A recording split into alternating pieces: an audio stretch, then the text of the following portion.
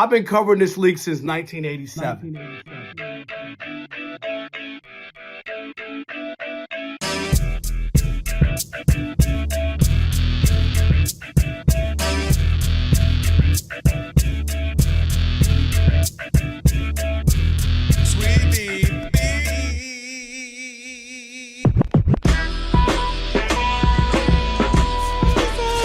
Can this sports writer and this sports fan share a radio show without driving each other crazy? Now, live from the Fox Sports Radio studios, here's Fox Sports Radio's Odd Couple, Rob Parker and Kelvin Washington. Password. Ack, Enter, brother.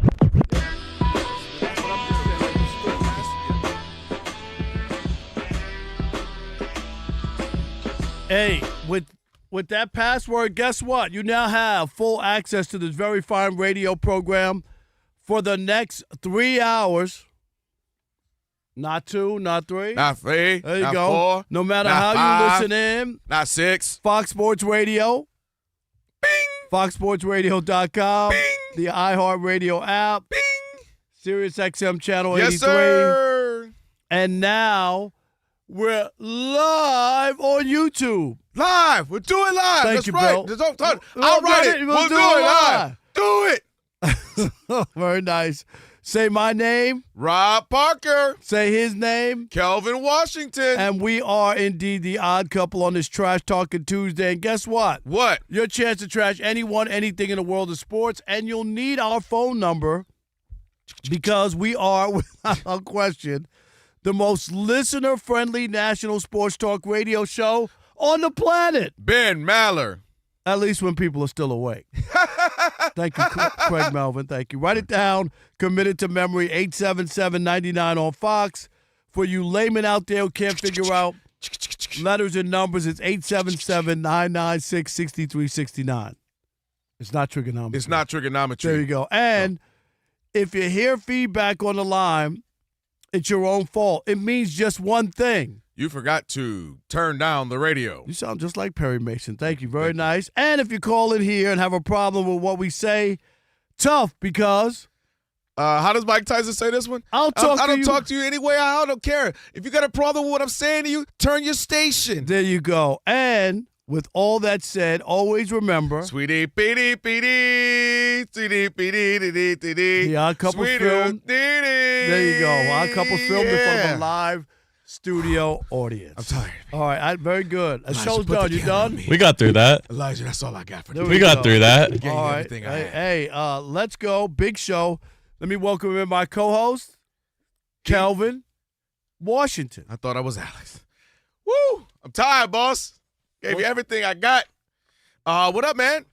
Trash Talking Tuesday. Wow, we got some big stuff to get to today. And by the way, I don't know what this is, but dang, Tiger Woods is in great shape right now. Yeah, just can't play golf. He looks great. Well, yeah, just, I'm sorry. Walking the streets shape he is in. I got to step my game up, man. But yeah, we got a lot of stuff to get to. Some big, huge news obviously broke a few hours ago. So some big stuff to get to. Absolutely, a lot of good stuff to talk to. Trash talking. We said it in the second hour. Your chance to trash anyone, anything in the world of sports. We will not NOT interrupt you. You'll have 30 or 40 seconds, and we will allow you to do your thing. And for all the people, I'm turning over a new leaf. I know it's not January 1st. Okay. It's January still January 13th. 13th. And Papa's got a brand new bag. Okay. Is that just I'm going to leave it at that? What's that? A Sony? Does that say Sony? It's just a bag. Sony Just bag. look What's at in the bag? Okay, you got a new bag. What is it? Okay, he's pulling out something here. I see a cord. I see a plug. What you got? You got a new phone? What? It's the same phone. Okay. I'm going to keep it in the bag throughout the I show. didn't even realize, yes. Because I'm wow. so tired of what people in the Dave Chappelle complaining- comedy show? This is complaining that I'm. This is the only thing about YouTube that drives me crazy. They get to see. Seriously. Yeah. Just because I'm looking down at my phone doesn't mean I'm not paying attention to you. I get it. They want me to look at you as you're talking.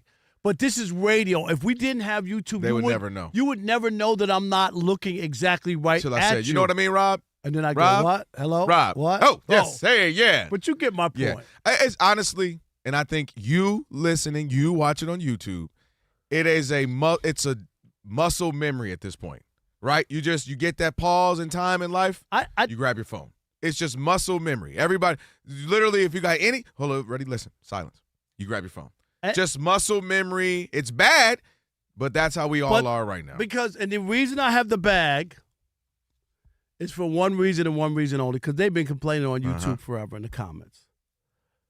But Jason Smith came in yesterday. Do you remember when he came in? What he said? He said, "You're on the phone more than my teenage daughter, who's 17 or whatever." He took a shot at you. He took a shot at me. He said, right? I was him taking all that little jokey joke at the end of the show. Yes, he's like, "I'm gonna get you back." And he came in, and so I said, "Here we go." How long can you do this though? Is the question. And I'm just gonna pick it up during breaks. I'm just gonna let it go. Now, You normally, know what? I don't have a bag, but dang it, put it in your my backpack. Yep.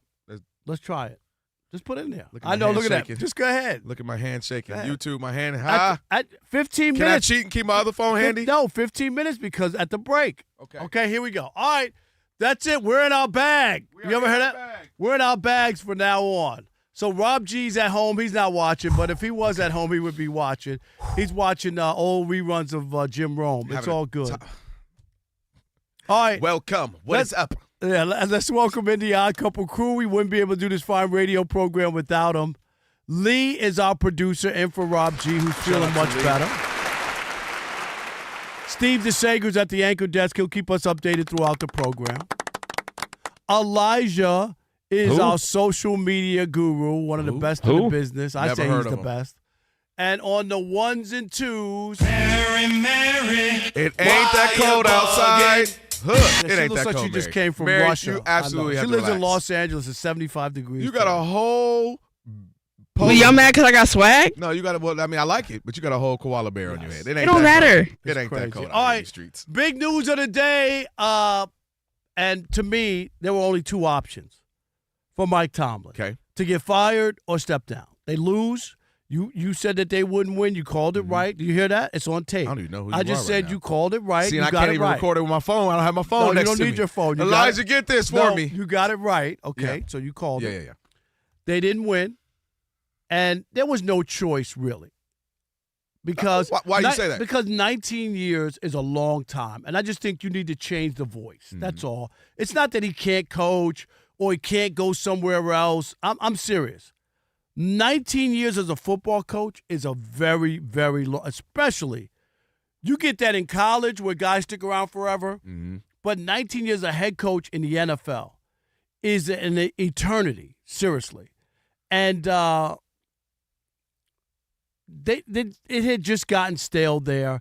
They haven't won a playoff game. They've lost 7 straight now. They just had a lot. They can't get over that hump, and it was time. So I wasn't surprised when I heard the news because they don't fire anybody. So I'm not shocked. Am I right? They don't fire anybody. Everybody was left on their own or stepped down. It's a family-owned business. It ain't a corporation. It's not cold. It's warm and fuzzy in Pittsburgh. That's why they've had 3 coaches in 60 years. Yep. That's just how they operate, and I get it. But they knew it was time. You knew it was time. We even had that conversation not too long ago. That was up on social. If you go back and look at one of our shows, we talk about it. And I said, other than winning the Super Bowl, I would be ready to move off, even if he won a playoff game. I said that because it's too long. So I'm not surprised. Where are you? No, not surprised. And honestly, when you and I, this is what we do. We're the odd couple, so we have subjects and conversations and topics that we beef on or disagree on, and a handful of them will carry all around until the final thing happens. I say the Lions are making the playoffs. You say they're not. We got to obviously wait till it happens.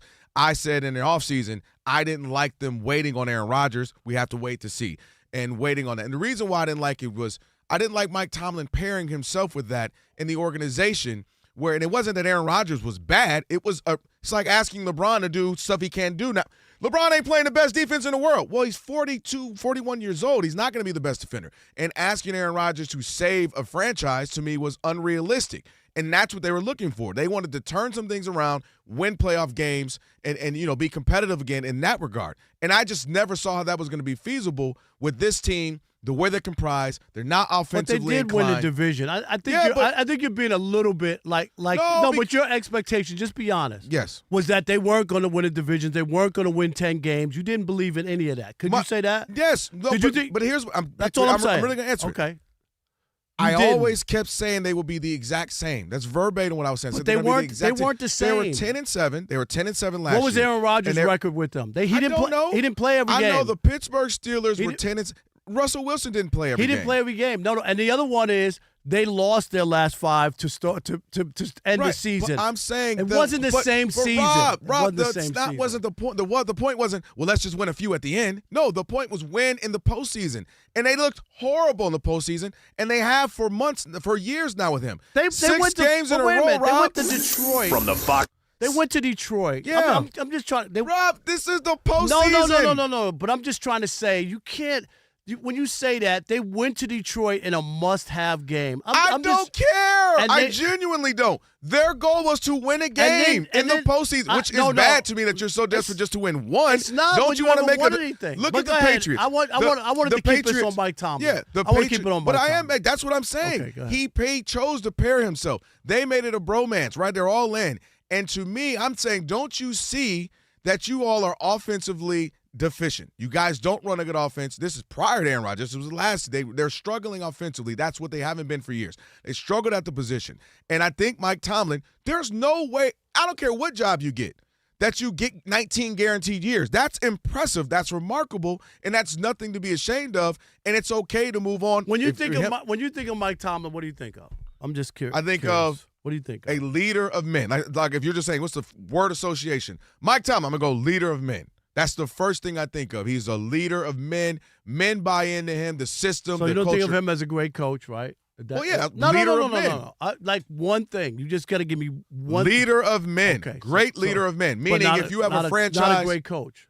Yes, but I'm saying that's leader of men. Leader of men is here, leading, right? And then I'm talking about coaching. Then ask me that. If you ask me the first thing I think of, I think of a great leader of men. But I'm just saying, but that's not. I think like Mike Tomlin. If you talked about Bill Belichick, you might say great coach. Or somebody like that, you wouldn't say leader of men. You'd say he's a great coach. But he won 6. I'll tell you why that's important. I'm just saying. Because there's some there's X's and O coaches that won't transfer if you want a culture builder. He is a culture builder. He's a leader of men. But he's a heck of a coach, without a doubt. Okay. But it's also time to part ways. 19 years. No. That's agreement. I don't think anybody's going to come on here. He's an amazing coach. And say that that's a. To never have a losing season is remarkable. Bill Belichick, arguably the greatest ever, can't have that same thing. He cheated, but that's something else. But he can't have that on his title. So to never have a losing season, and even in this one, right? You go out 10-7, you win a division, some circumstances. You win a division, you get a postseason game, you got a Still shot, won right? a division. You got a shot. You won a division. But it's time. The voice runs stale to me. The idea that he thought this was going to work, and last week when he won, he was like, yeah, this is what we brought him in for. I didn't get it. Brought him in to be the exact same 10-7 and losing post. They played well to win the division. I told you when they won, when they beat Baltimore, but that they won the division. They drew the work. They would better off drawing the Bills. Okay, you got that, but I'm just saying they still the won a division. Matchup, all right, because that's who can get it. Aaron Rodgers. That type of team is what would made it problematic for the Steelers. And everything I talked about too, and their defense obviously played well. My biggest question mark with Houston came true.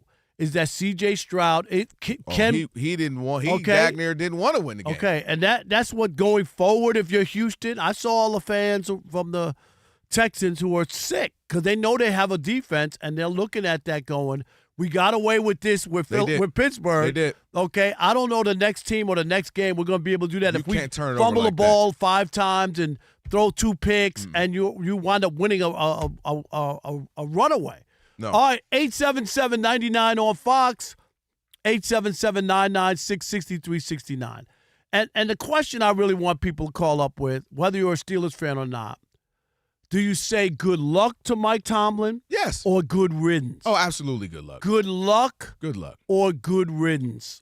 And I think if you're a Pittsburgh fan, it should be good riddance because 19 years, and he won early and went to 2 Super Bowls, but it has really been, if you're honest with yourself, disappointing and underachieving for many years. And that's why I say good riddance if I were a Steelers fan. But that's why I said the last few times we talked about, I said he's been thriving on mediocrity lately. Right, and that's why I'm saying good riddance. But I also don't think good riddance to me is like he's given it his all. He committed to the team and the franchise. So I can't look at it as a good riddance. It's just that time. 877-99 on Fox. You with Kelvin saying what? Good luck or you with me and saying good riddance to Mike Tomlin in Pittsburgh, we want to hear from you. It is the Odd Couple on a Trash Talking Tuesday. Rob Parker, Kelvin Washington, right here on Fox Sports Radio. And you know what you need to do. Stick and stay. America.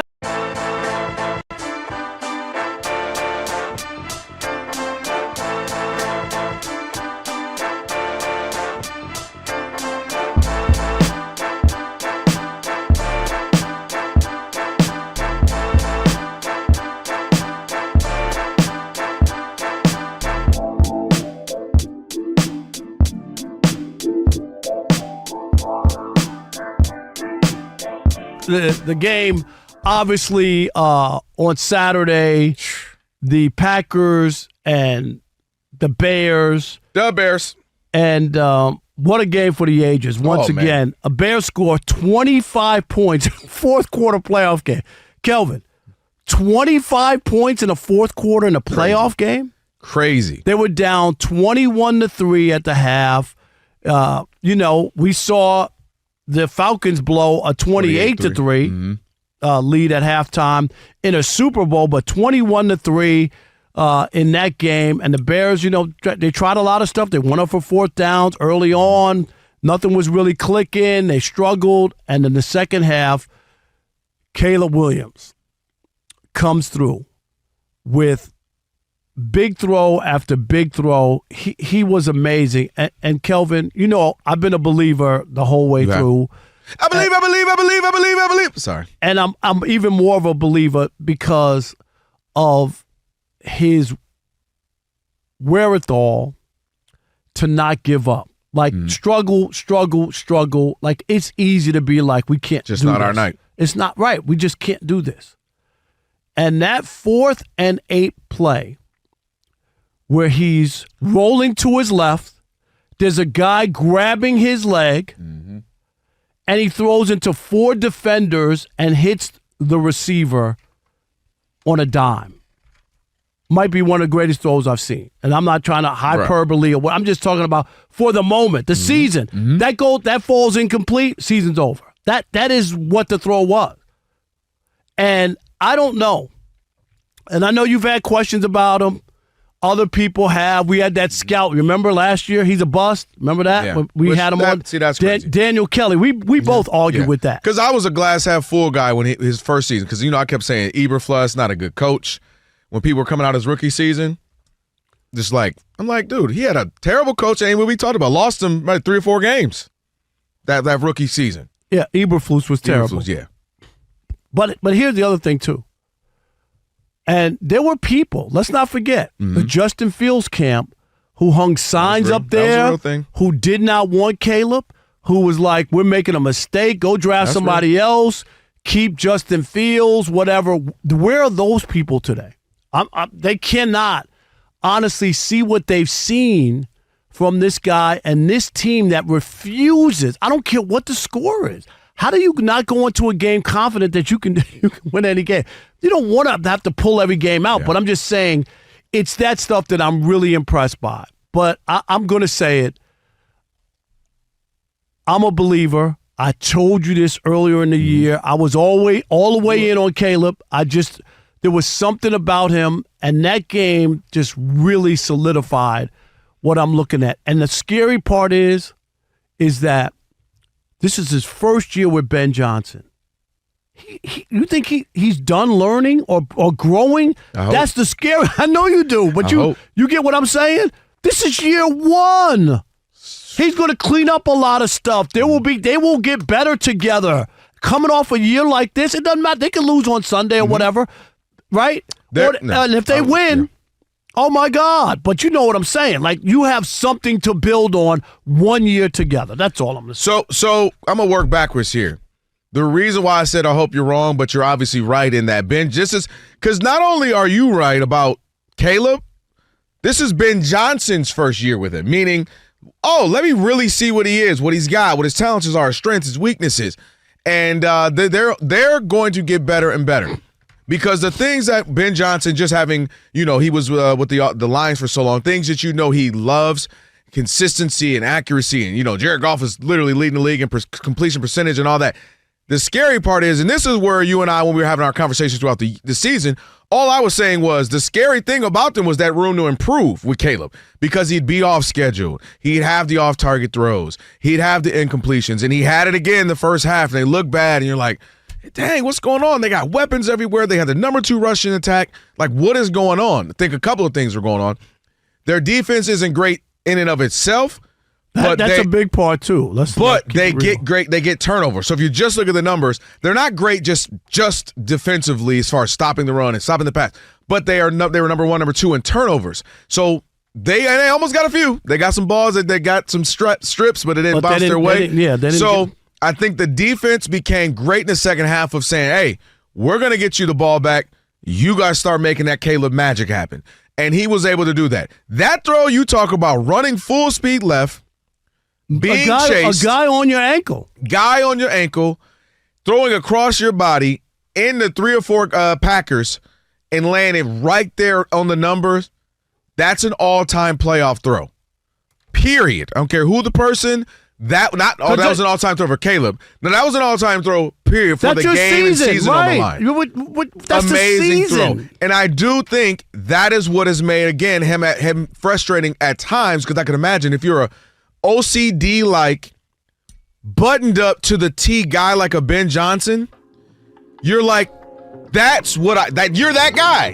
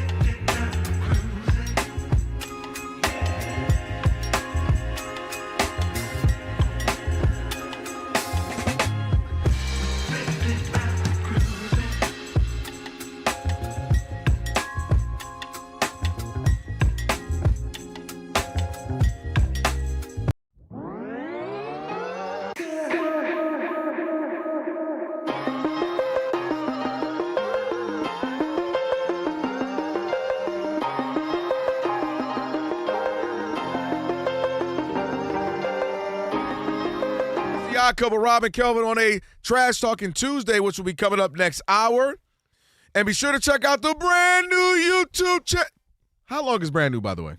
Elijah, how long is brand new? It's still brand new as long as we keep getting new subscribers. Yeah, you ain't lying. Elijah, shake the camera if we're killing the subscribe game or something. I don't know. Flash the light or 3. There we go. Yeah. Keep subscribing. Keep subscribing. We appreciate it. Like it, share it, thumbs up, pass along to your friends, all that good stuff. Ephraim Salam coming up in about 6 minutes or so. All right, 877-99 on Fox. Mike Tomlin steps down, which, by the way, we didn't throw this caveat in. It's really weird, the situation. So he's stepping down, but the Steelers still own the rights to him. So if he goes, because he's under contract. You had trade for him and all that if you want him, but he has stepped down.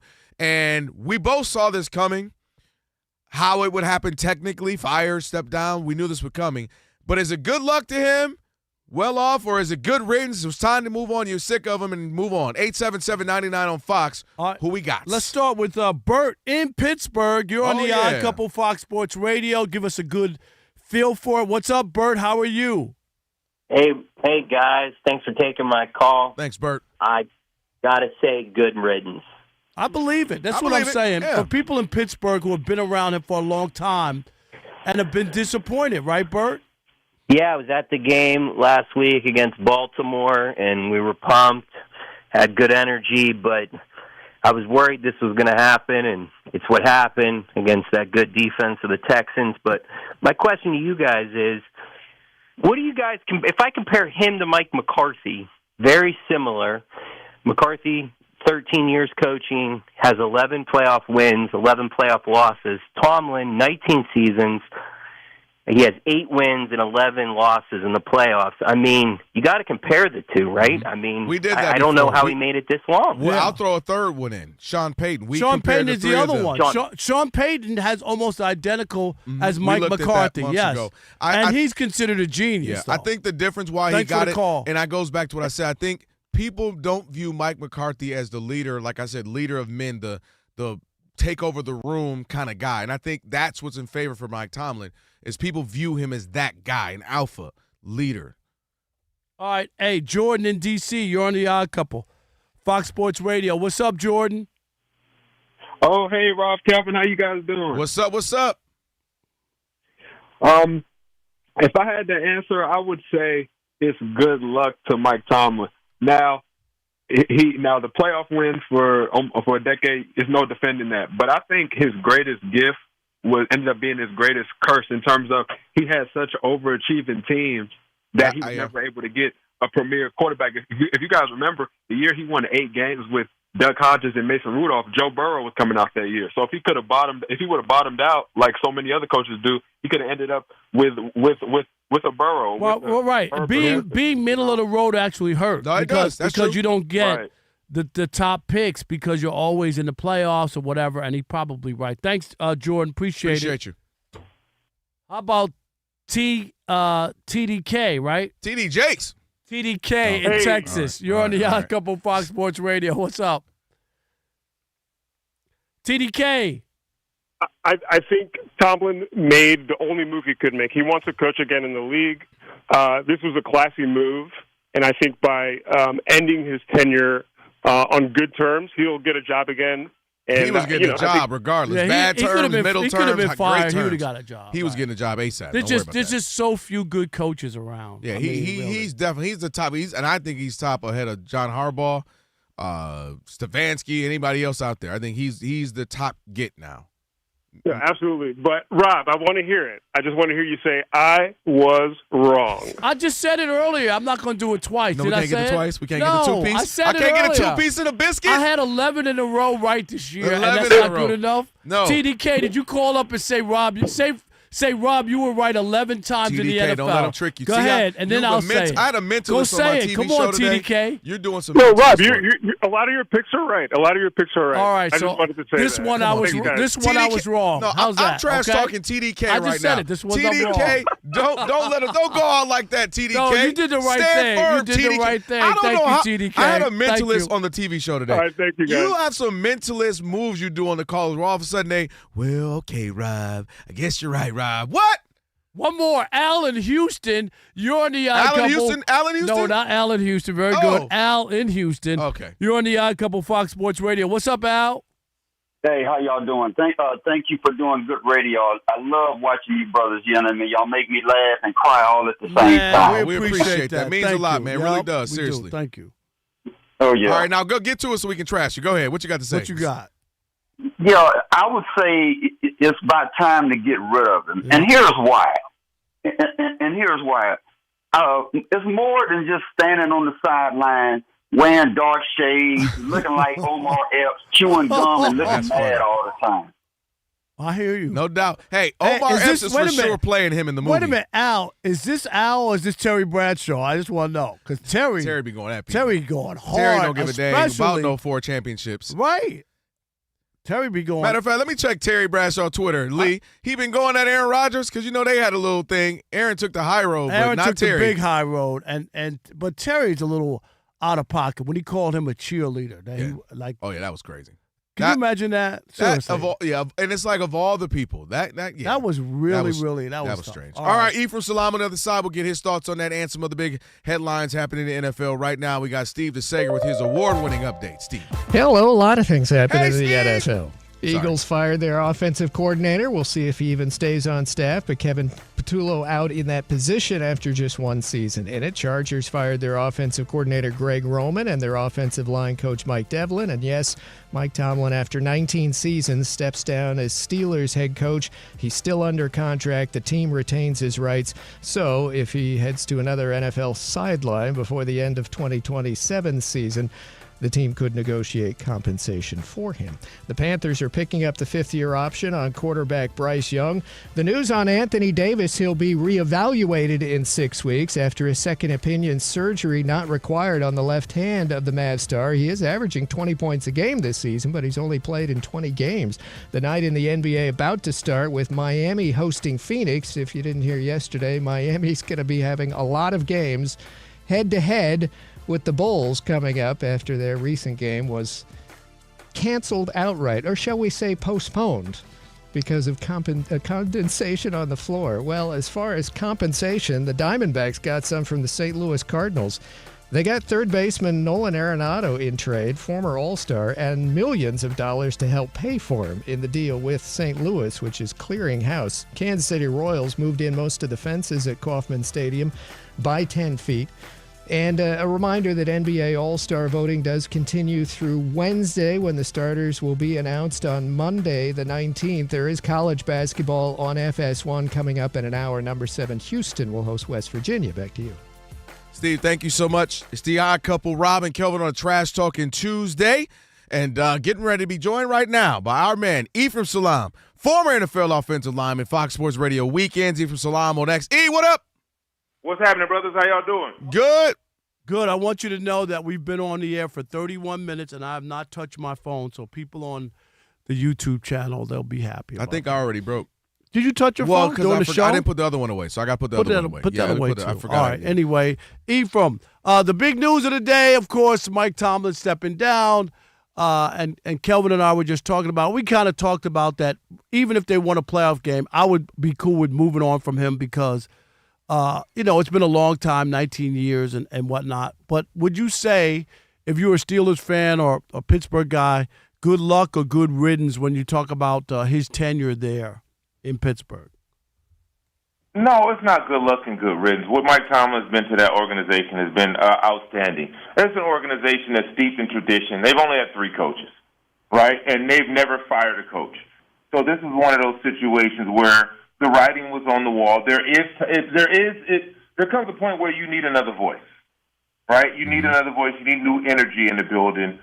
They did it in a way that is not disparaging to him. Mike Tomlin, if he decides to coach, he can get a coach. He can get a job tomorrow, right? There's a bunch of teams out there who want to hire him right away because he is a culture setter, and he will change your organization for the better.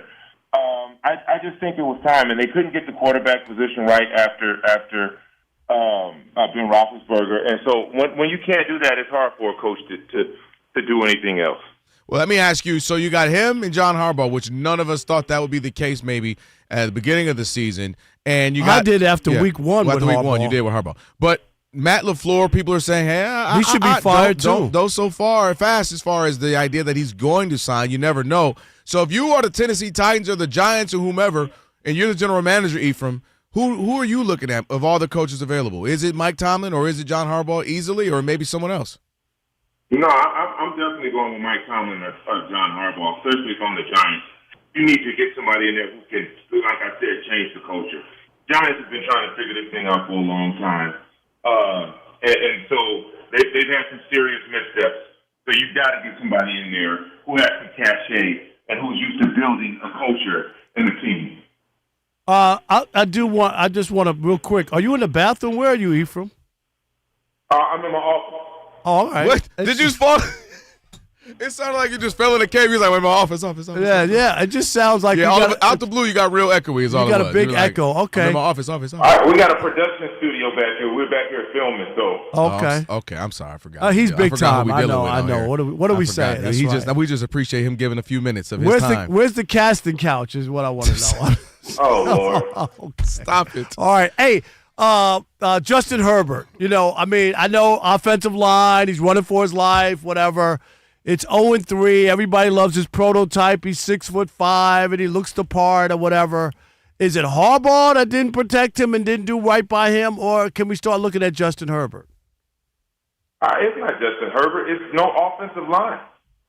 They had people out there playing tackle had no business being in the league, let alone been on the roster. And I don't want to be disparaging to those guys because they were thrust in a situation where they weren't prepared for it and they shouldn't have been playing yet. But the fact of the matter is when you lose both of your tackles, your starting tackles, arguably one of the best tackles in the league, then your rookie sensation, and then you lose their backups. What do you expect to happen? I mean, how many passes can you complete downfield when you're running for your life? Look at what Aaron Rodgers was under siege with last night. If you can't protect the quarterback, I don't care how good of a passer of the ball, then it's not going to work. Now, what we need to be thinking about is how good are the Chargers going to be next year when they have the solidifying offensive lineman back, when both of those tackles are back and they got the two best tackles in the league. Then you can start to judge if Harbaugh is the right guy, if Justin Herbert is the right guy.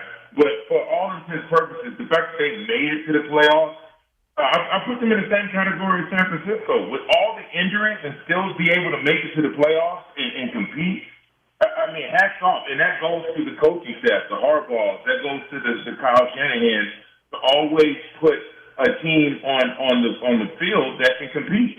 All right, Ephraim Salaam, our guest, former offensive lineman, also sounding as the Wizard of Oz right now. Pay no attention to that man behind the curtain. On the Odd Couple, Rob and Kelvin. Ephraim, let me ask you this. You're one of your former teams, the Houston Texans. Rob and I watched maybe the first half together. C.J. Stroud was trying to lose a game. And what do we say? My goodness. The weak point of that team is C.J. Stroud. How far can they go with that Super Bowl caliber defense? That ain't a question. We know that. Can C.J. Stroud take them to the promised land? Bro, I looked at my wife and I was like, is he point shaving? I'm like, no, it was bad. I said, there's no way this man can't get the snap. They were trying to give the game away. And shout out to Pittsburgh and that defense. They put a lot of pressure on C.J. Stroud, but a lot of that stuff was self-inflicted. Yep. The thing I'm optimistic about with Houston is the fact that he can't play any worse. That's true. He can't play any worse. And so the fact that their defense is a real defense, I mean, they are coming to eat.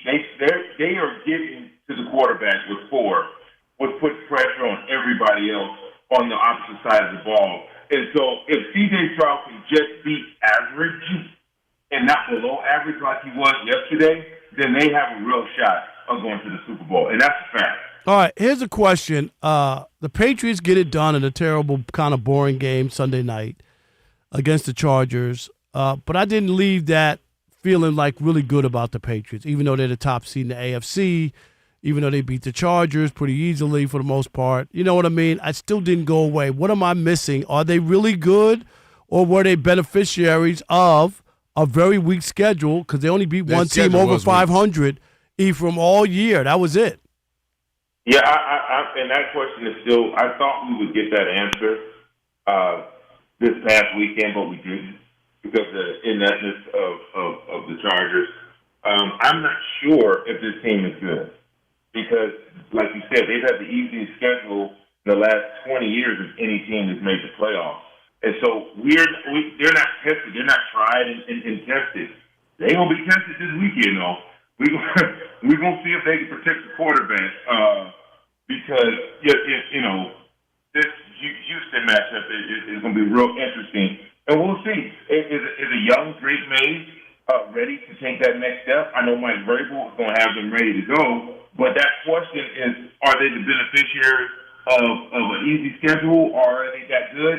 It'll have to be answered this coming up week. We couldn't get any information from that game that they just played. Right. You mentioned that defense is going to be a tough one. Real quick for us here. We got about a minute left. Let's go to the Bears. Caleb Magic. It happens in the fourth again, 25 in the fourth.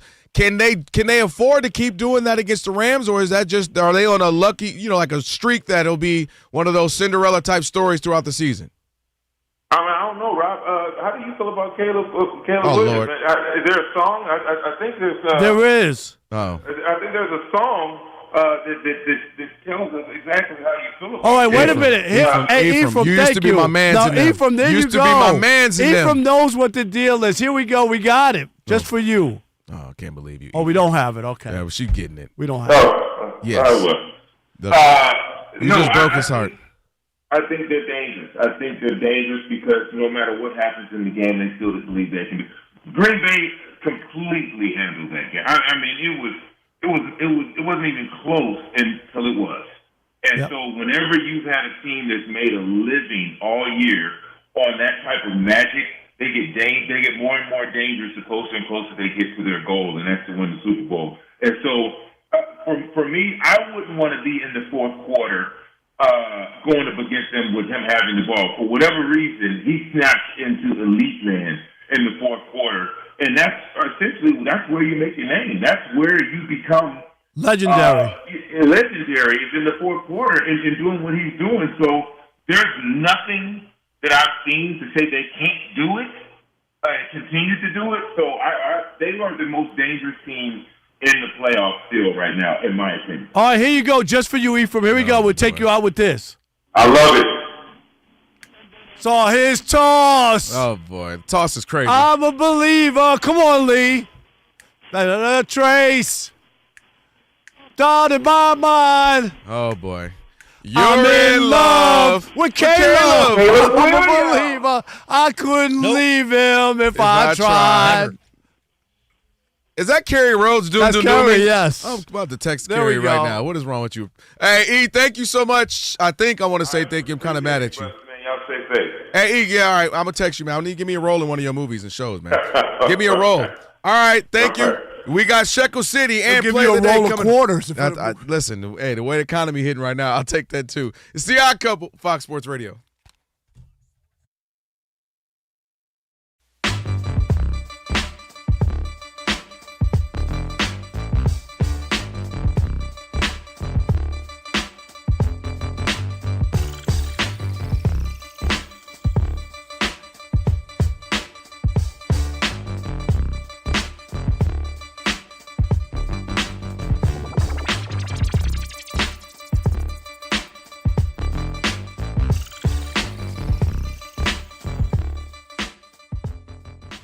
And if I'm the Green Bay Packers, I'm moving on.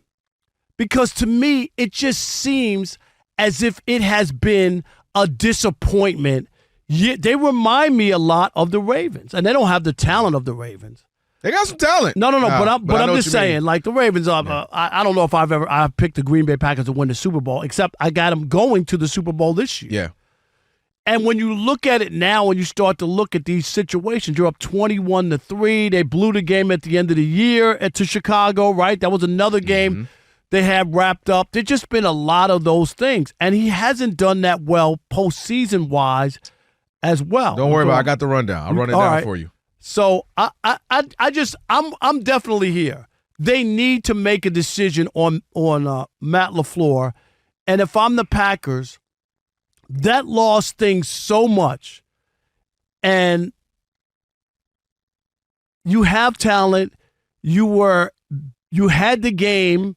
If you played it right, you didn't play it right in the second half. You just didn't. And this has happened way too often to feel good about going forward. And I get it. It's hard to find coaches.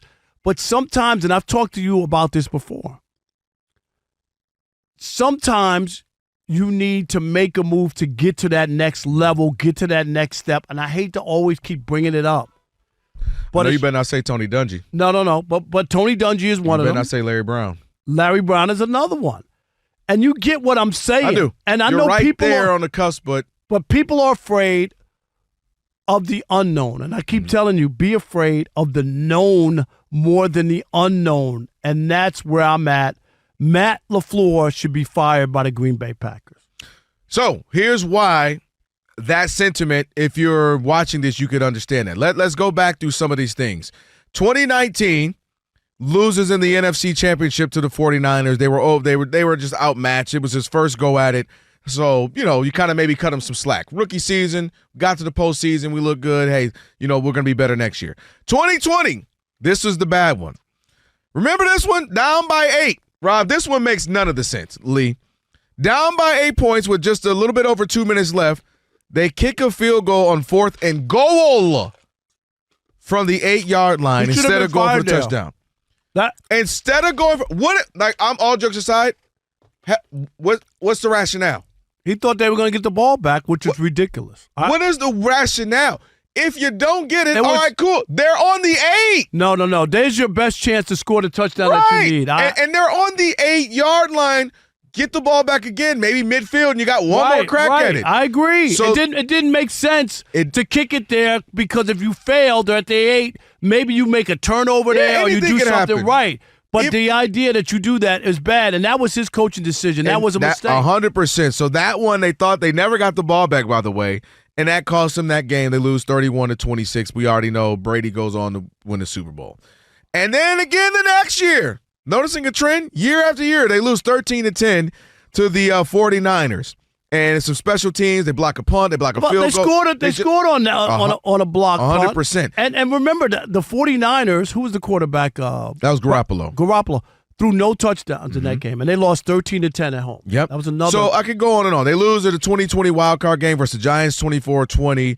Again, same thing. The Giants were the 6th seed. They had a bunch of opportunities to ice the game, but again, conservative play calling, not feeling comfortable, not knowing what to do, when to do it. And so again, they just keep having these opportunities slip. And then we just saw it the other weekend, Saturday. You're up 21-3 against a rival, against a first year with the quarterback, and this pairing with that quarterback and that coach. You got to win this. We had a touchdown, by the way, Christian Kirk from C.J. Stroud. Texans score here in second quarter. We'll give you more. Okay, 6-3. 6-3. But it just keeps happening with him. And I don't know if he's overthinking it, if he's trying to be too conservative, if he's trying to, he doesn't believe in his team. You went from scoring all the time in the first half to punt in the second half. And even in the last, when you're up 3, they just terrible play calling.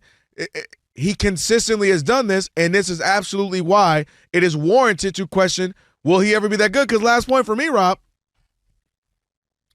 you had Aaron Rodgers the first half of your tenure.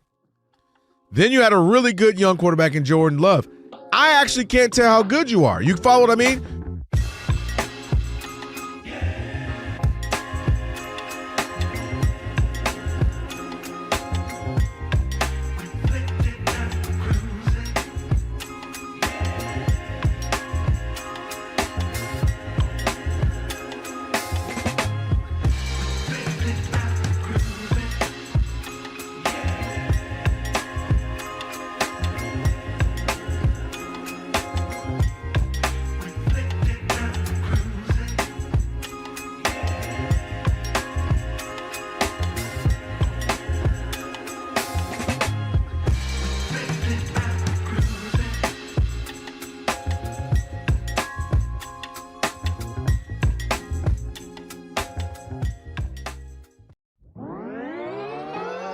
Sports Radio.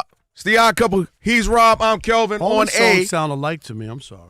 Well, they made this album to sound like old Atlanta. Okay. So you're not crazy. I'm not off. Yeah. Okay. This was. I know I'm an old guy. This is that Metro album, right? Yeah. They made it to be like an ode to right. old Atlanta. All right. I back feel when better. you first going to Magic City era. Back in those days. Yeah. Look at you. When my money used to go a long way. Yeah, those it's different singles now. You walk in there now, they're like, come on, Rob. You got more it's than that. 2026, Oh, exactly. Rob. You still Tuition has gone up, Rob. You're still doing 1991. Yeah. Inflation is up, Rob. All right. Thank you to Ephraim for joining us to be, of course, on the podcast. Leo, get that up there in a little bit. It's now time for Shekel City. Welcome to Shekel City, the home base for Rob Parker's daily picks against the spread. How you do? All right. 2-1 last night. Good night. That's a good one. Let's get going for tonight. I don't have my overall record. I got to look. You ain't got no overalls on. What you say? The overall record tonight. Here we go. Best bet. Okay.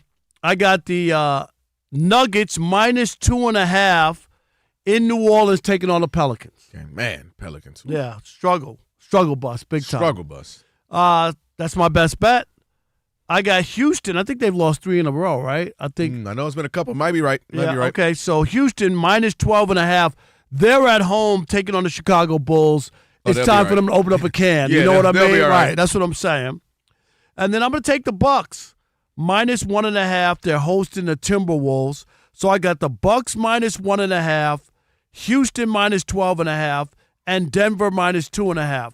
And remember, Kelvin. What's that? I'm not telling you who to bet on. I'm telling you who I bet on. All right, there you have it. Yes, you're correct. The Rockets have lost 3 right? in 3 a in a row. That's what I thought. Man, the Western Conference is always so tight, dude. one game can make you jump 3 or 4 spots in the standings. And obviously, we're almost halfway through the season, so it's still early. But my goodness. All right, now it's time for your Tire Rack play of the day. Rodgers tapping his gut, takes the snap. Rodgers, pocket collapsing. Rodgers is going to go down, and the ball is out. Who's got it? Rankins picks it up. He's on the move. 30, 25, 20, 15, 10, 5. Touchdown, Sheldon Rankins. Rock and roll. Texan Sports Radio there on, of course, your Tire Rack play of the day, brought to you by Tire Rack.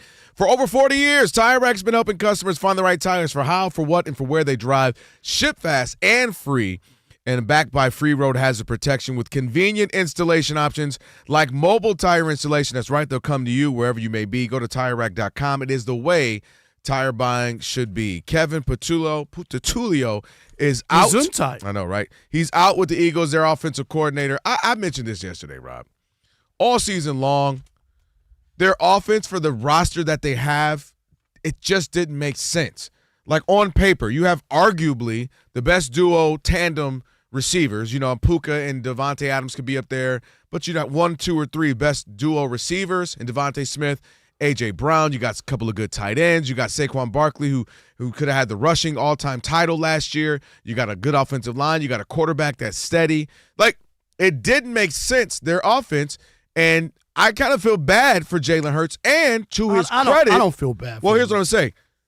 To his credit, he has done a lot considering this is about to be his, 5th offensive coordinator or something, like 4th, 5th, in 7 years? They've been to 2 Super Bowls, and they won. I mean, but I think there's continuity. There's usually some semblance of continuity. I didn't think they were going back to the Super Bowl, and I get your point on the offense. Can it be better? But you also have to make plays. A.J. Brown, you got to make plays. They would have 1st and 10 at the 20-yard line. They could have easily won that game had they executed down the stretch. That's all. So we can sit here and tear apart the whole team and say whatever.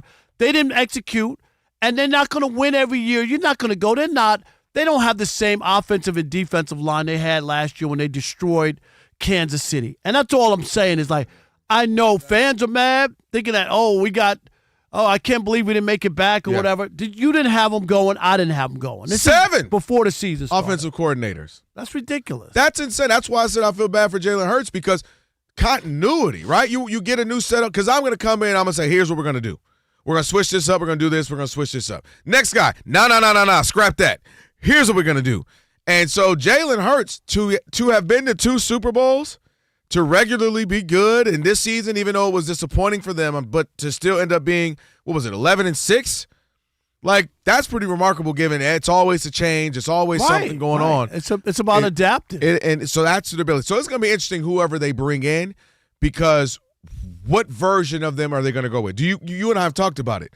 Do you want to go with maybe finding the Jalen Hurts, that Super Bowl performance of his, the 2 Super Bowls? And what is that? What are we doing there? Can we play like that? Do you go back to the running style, which I believe they should, when they were a power running team, when they ran the ball well with the running backs, but they ran the ball well with him, and that created great play action. I also think that Saquon is a anomaly. That year that he had, I don't think that he was really going to duplicate that. He was going to be better than he played last year. Would you give me that? Like, better, but he was never going to duplicate. That was a miracle year. This is why you were supposed to go for the rushing title. No. Because they did the right thing. Couple. No, they did the right thing. You give me my rushing title They won the Super Bowl. You could argue. And a Super Bowl. No, because if somebody got hurt in that, you'd be the first one crying. You know what I said. What are you doing? Give me my Super Bowl title, got hurt. No. rushing title. No. Give me the title to my house. It's about give me the Super title to my Bowl. car, Mary. It's about the Super What Bowl. else is the title? Give me the WWE if they wrestling get the title. Super Bowl, then I'm with you. Or then you could do a second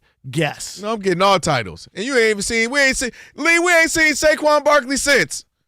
We ain't seen him. Man, give me my title. Yeah, he was playing golf with Trump. That's the last time we saw him. They say it went down ever since then. That's what the streets are saying. We are Fox Sports.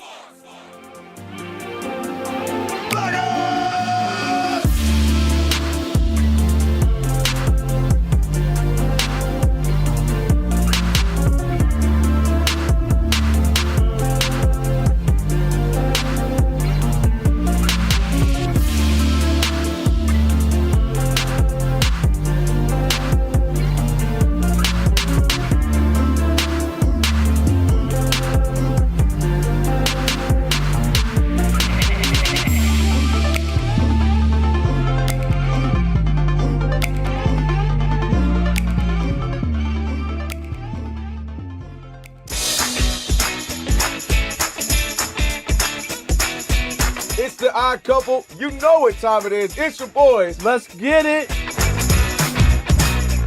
The Odd Couple is fun. Check. And informative. Check. What's up, America? You want to talk sports with one and a half of the best-looking guys in the game? That game was incredible. You are wrong. You'll be king of the water cooler. What's it like working with Rob? Rob in his mind is like Chris Rock mixed with Richard Pryor, so I'm running out of fake laughs. Ha ha, Rob. Rob is very passionate.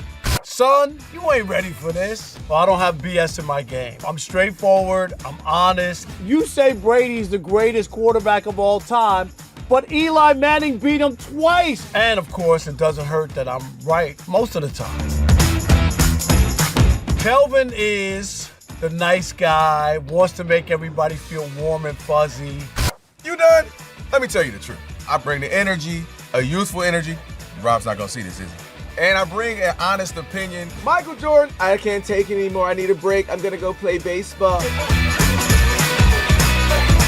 Trash Talking Tuesday is the best. It's a great opportunity for folks to call in and they get to trash whomever. Who you trashing, Roger?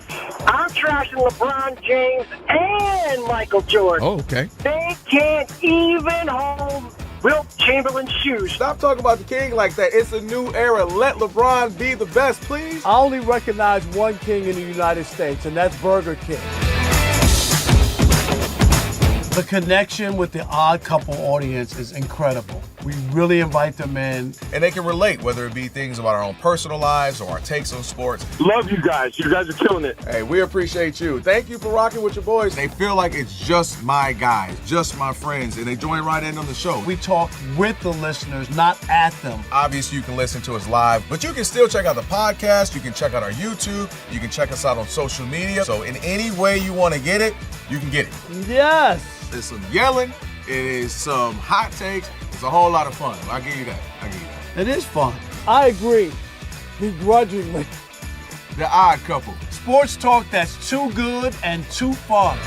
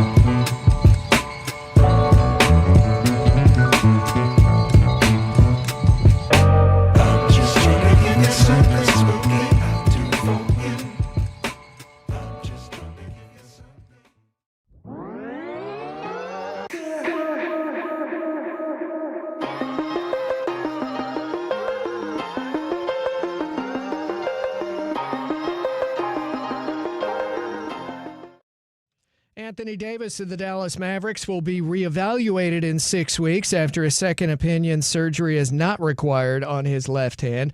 On the NBA scoreboard tonight, one game underway. Miami at home leads 25-15 against Phoenix late first quarter. Denver at New Orleans about to start.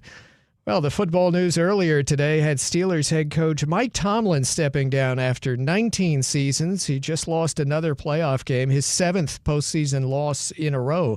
The Eagles removed Kelvin as offensive coordinator. The Chargers fired offensive coordinator Greg Roman. Carolina will pick up the 5th-year option on quarterback Bryce Young's contract for 2027. The Ravens want to renegotiate the contract of quarterback Lamar Jackson by March to lower his cap number. Buffalo wide receiver Terrell Shavers has a torn ACL, as does wide receiver Gabe Davis. I'm Steve DeSager.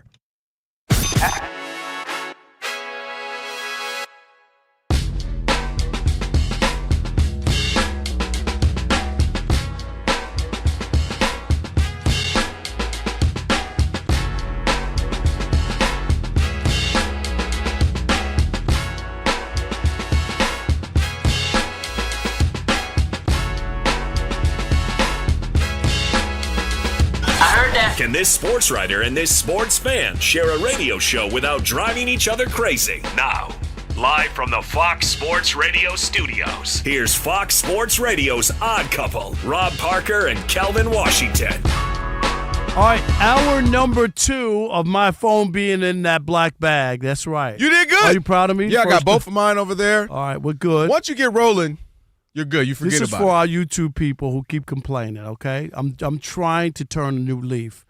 It is the Odd Couple on a Trash Talking Tuesday. You're over there looking like a fiend right now. You know, I know, right? Got the shivers. You got your chance to trash anyone, anything in the world of sports. And, that's coming up. Man, ready for that. Yeah, be ready. No doubt about it. And you Already know what? taking shots at Mary. Normally, we don't take calls at that first break. We're going to take some calls there. And then we'll take the Trash Talking at the 45. Some people have called up. So we'll do that because of all the news with Pittsburgh. So don't make sure you check out our brand new YouTube channel. We talk about it all the time. Join in. Oh, yeah. Just search Odd Couple FSR on YouTube. Again, that's Odd Couple FSR. Be sure to hit the subscribe button and don't stop there. Hit the thumbs up, comment, all that good stuff. Just search Odd Couple FSR and subscribe. Sean Merriman will join us, the Fox Sports Radio NFL insider and former 3-time NFL All-Pro and the founder of course, Lights Out Sports. We'll do that. Trash Talking in about 40 minutes. Your chance to trash anyone, anything in the world of sports. And don't forget, coming up, we'll invite you to take some calls. You can call in on this Aaron Rodgers topic. It's all over. He went to Ari. What do you mean it's all over? He didn't say it was all over. No. It's still undecided, but I'm saying it's all over as far as this season and at playing at 41 years old and whatever you want to make of it. 42 now. Did he turn 42? He turned 42 in December. Yeah. In December. Yeah. Okay. 42, and then you go first. Well, yeah. I just think we are at a place where we thought we would be. Like I don't think unless you were in Pittsburgh, but you thought they were winning a Super Bowl, meaning you knew it was going to be. In a playoff loss, it depended on how far. Obviously, they wanted to finally win that one, and they weren't able to do so. But I think the good thing for him, if I'm looking at it from Aaron Rodgers' standpoint, I didn't get hurt. I played relatively well. We made Only a postseason. missed 2 games, yeah. And I got back to it, and I think he was very sincere with this. I got back to an organization that I felt was stable. That knew what they were doing. Yeah, they haven't won a bunch of Super Bowls lately. He took a veiled shot at the Jets. No, the Jets aren't stable. That's a fact. That's fact. I don't even. Well, how's that debatable? That's what he said. It's a veiled the Lions shot. for eons was unstable. Exactly. And that's just certain teams. The Clippers for years were unstable. So he got to an organization that was well run, classy, with a guy that he'd admired from far, Mike Tomlin. They were able to have their bromance to the tune of winning the division. They didn't get married. They didn't have a baby, but they had a good time. But they did have a bromance. You always had the end of marriage. And so I think from that standpoint, I think he has to be pleased. Like I played pretty well, didn't get hurt. We went to the postseason, and I went out with the organization that has class. I think that matters to him. But I think it is absolutely time to call it a career because what's the thing that you're chasing? If it's a Super Bowl, well, the teams that are locked in for Super Bowl that we would all say are contenders for the next couple of years or so, they're locked in. They've got their guy, and that's not changing. So where's that opportunity? I don't see that happening. And he's had an amazing career. He's one of the all-time greats. I always say one of the most talented, not just quarterbacks, football players I've ever seen. yes, I think there was some left to be desired. If you're him, I'm sure he felt like there's no way I'm not going to go back to a Super Bowl for 15 years, whatever it was. I guarantee you he thought, I can get back there. There are a lot of situations, extenuating circumstances. No, I'm just saying, but if you'd have told him after he lost Dan Marino, who didn't even win. Dan Marino went his second year and never went back. I'll be back. And some people consider him the greatest at one point. And I think, I think for me, it's time to walk away. It's time to move on. When you kind of do this, how he's doing it, I might not. LeBron kind of doing it, I don't know. It ends up taking away from, to me, how it could be a great send-off, a la the late, great Kobe Bryant, where, hey, you come in, I know this is it. I'm with this, I'm with this team. I'm locked in. This is it. You can get maybe the farewell send-off he would have wanted, but when you kind of you leave with the Packers, then you go to the Jets, but then I'm gonna come back with the Jets, but then I'm gonna go to Pittsburgh. And right now, I might come back to Pittsburgh, I might go somewhere. It's like eventually he doesn't get that Aaron Rodgers send-off that his resume would have deserved, because he keeps floundering. But I think it's time to go home, go away. You had an amazing career, one of the all-time greats. You did all you can do. I don't think the league, his style of play moving forward, and I mentioned this with even Jared Goff, the stationary quarterback is about to be obsolete because it's just the way the game is now. These guys are too fast. They're coming at you. They know how to get pressure. And if you can't escape, almost every quarterback we're watching the replay of this Bears-Packers, Caleb Love can run. Caleb Williams can run. Jordan Love can run. Bo Nix can run. You go down the list. But you just said Jared Goff can't run. And right. And what did I tell you? They got one more year. They better have that offensive line on point because you see what happens. He can't make a play unless it's the play called. He cannot. And there's no more guys like that. And Aaron Rodgers, we saw it last night. It was elder abuse. Yeah, They're abusing that old man. The only thing is that he's not going to face that kind of defense. That's one of the best defenses in the league. And we even said that. They have a Super Bowl defense. That ain't a question. Okay, he was able to go in the fourth quarter against the Ravens defense, which is more like it, and I'm just saying like more of a standard, 11 for 14 and 130 passer rating, and you know what I mean, and was able to because he got protection when you get protection. All I'm going to say is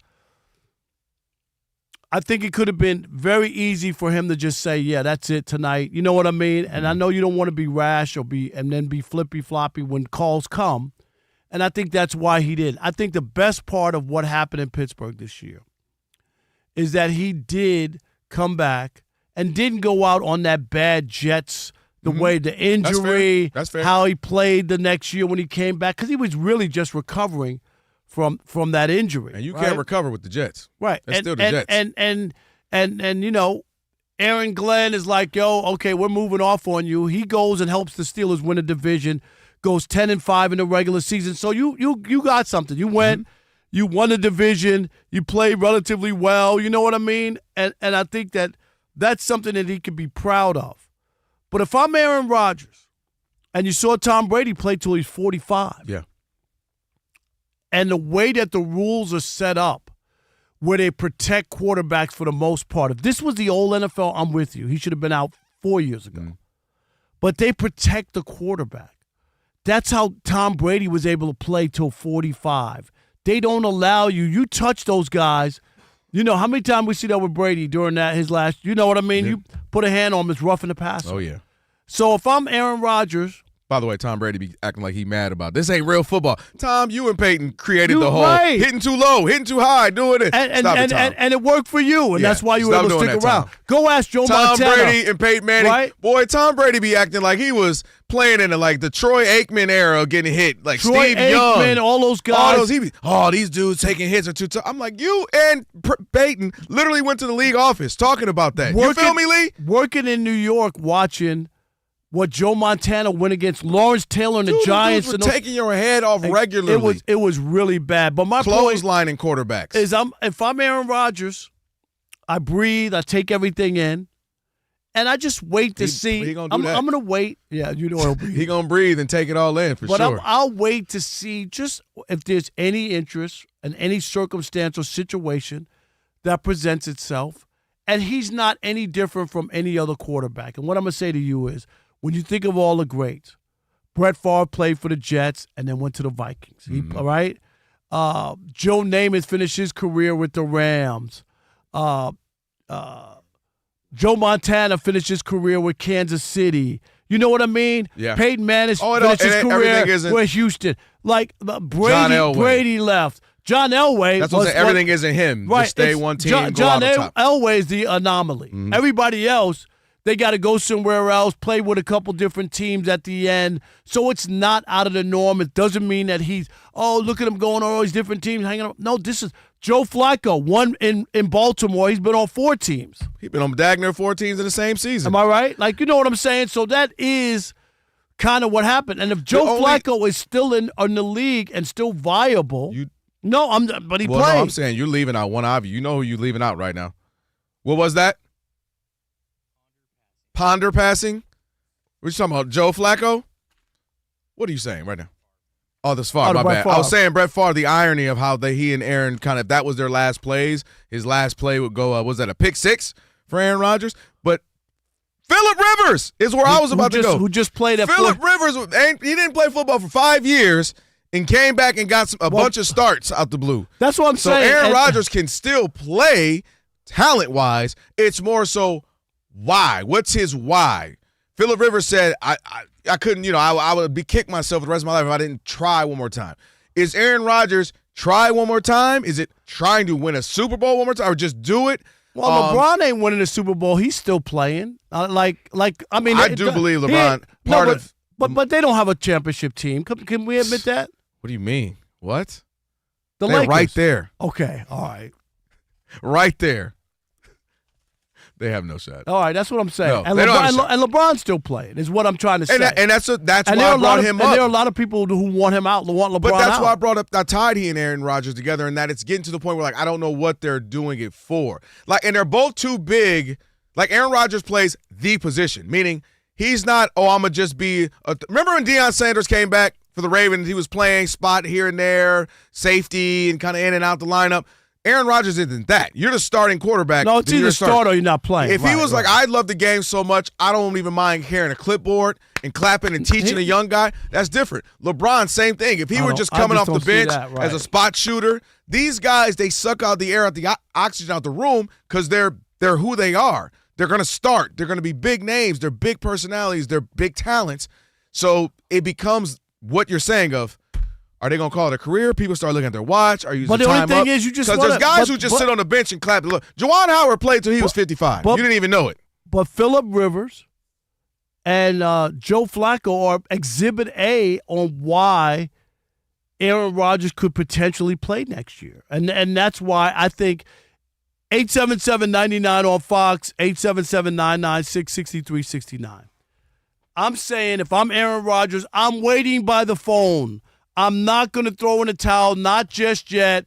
The NFL still needs quarterbacks. I don't disagree. They need quarterbacks, and that's why he's viable. If everybody had their guy, then it would be easy. He would have been retired a couple years ago. But people are still starving for quarterbacks, and that's why we just saw Joe Flacco was traded to a team, right? Because the injury happened. And that's what I'm saying. Mama Dub always had a phrase growing up. Know when to say when, boyfriend, meaning know when it's time. And her point was, hey, you hanging out with your friends, a little party, start to get low. It's time to go. Are you doing that? Hey, it's time. I think it's okay to say, wipe my hands clean. I literally gave it all I had. Was getting my head taken off, figuratively, literally last night. It was elder abuse. I'm done. Had an amazing run. One of the all-time greats. Can't tell a story in NFL without a guy who was winning an MVP every other year for 15 years. All right. So 877. It's time, but it's time. It's all right. 877-99 on Fox. We'll take your calls. Him and Tomlin go golfing and stuff. 877-996-6369. Kelvin says Aaron Rodgers should retire. Go I ahead, say bro. that he should sit by the phone and wait to hear an opportunity before he calls. And if nobody calls, then you could call it a career and feel good about it that you left that Jets mess. Can I ask you to specify your point real quick? Sure. Are you saying, similar to last season, take some time, are you saying to Phillip Rivers, it might be week 8 of next year and someone calls me? Because that's a little different. No, I'm talking retire, and I understand who's really good. No, but he should. But the Patriots are 10-2. But you're saying he should retire. I'm saying yes, and retire. Retire. Period. No matter who calls, and I'm saying no.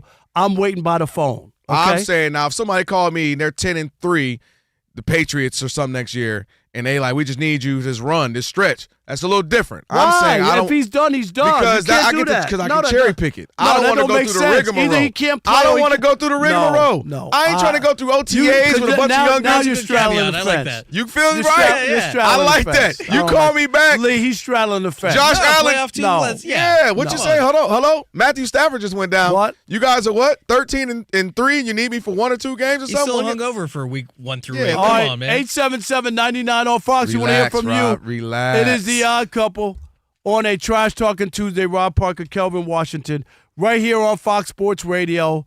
Stick and stay. Unless you waiting by the phone, waiting for somebody to call, and they're never going to call you back in the U.S. I'm texting you now, Rob. Pick up your phone.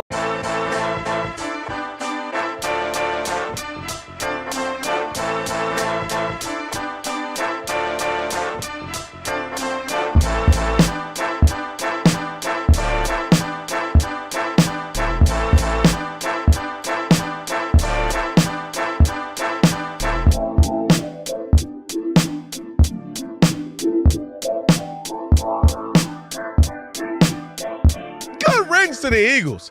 I was tired of this team that you couldn't make sense of all year. Jalen Hurts isn't passing all the time. Well, maybe that's because Saquon Barkley's going crazy and doing historic things. And nope, that's not the case. They're not passing the ball. They're not running the ball. A.J. Brown's complaining every time every time they lose. Then they throw the ball. You and I sat up here talking about it. 100 and some receptions, 2 touchdowns, and they lose. So it's all season long. They're getting into it. They hate each other. No, we're fine. No, we're not. It makes no sense. I don't even know how they were that good. So credit them for being this good throughout the season and winning some close games. For instance, even out here, how they beat the Rams, blocking some field goals. They just didn't look good as a team routinely. And there was always something off, and there was no identifying factor. Nick Sirianni, you look at this team, you don't know his hands are like what he's good at, what they do well. And they get to the Super Bowl is what they do them. well. No, I credit them. Like that's the thing that I just can't get with. People can dismantle them and try to tear it all down, and that they don't know what they're doing or what. They got to the Super Bowl twice. They did. And Jalen Hurts, you could say whatever you want. Jalen Hurts outplayed Patrick Mahomes in 2 Super Bowls. He did. Go look at the numbers. Why, folks? Why? Why are you bringing that up? No, because we're talking about against the 49ers. No, because people are trying to dismantle and discredit what they've done. You know how many teams would die to have been to 2 Super Bowls in 4 years? Boy, I tell you That's what. all I'm saying. I ain't trying to hear that. I'm talking about this season where they looked awful. So many games, including games they won, and you they couldn't still make were the sense number of what 3 they were. seed, weren't they? Yes. Okay. And they got beat by, as you mentioned, Brock Purdy, who you never want to put some respect on his name, by a triage. They called my phone and asked me that I want to go play wide receiver. You weren't even saying this when they had 1st and 10 at the 20. I'm just to be honest. Okay. 1st and 10 at the 20 with a minute and a half to go. They looked like they were right in position to win. Now they didn't get it done, and then you could pile on, but they were right there. They weren't bowled over. They couldn't. They just couldn't make those plays, those throws. And A.J. Brown was a big baby and cried all year. There's a whole bunch on that. There were a couple drops by him. No. Say it with your chest. Right.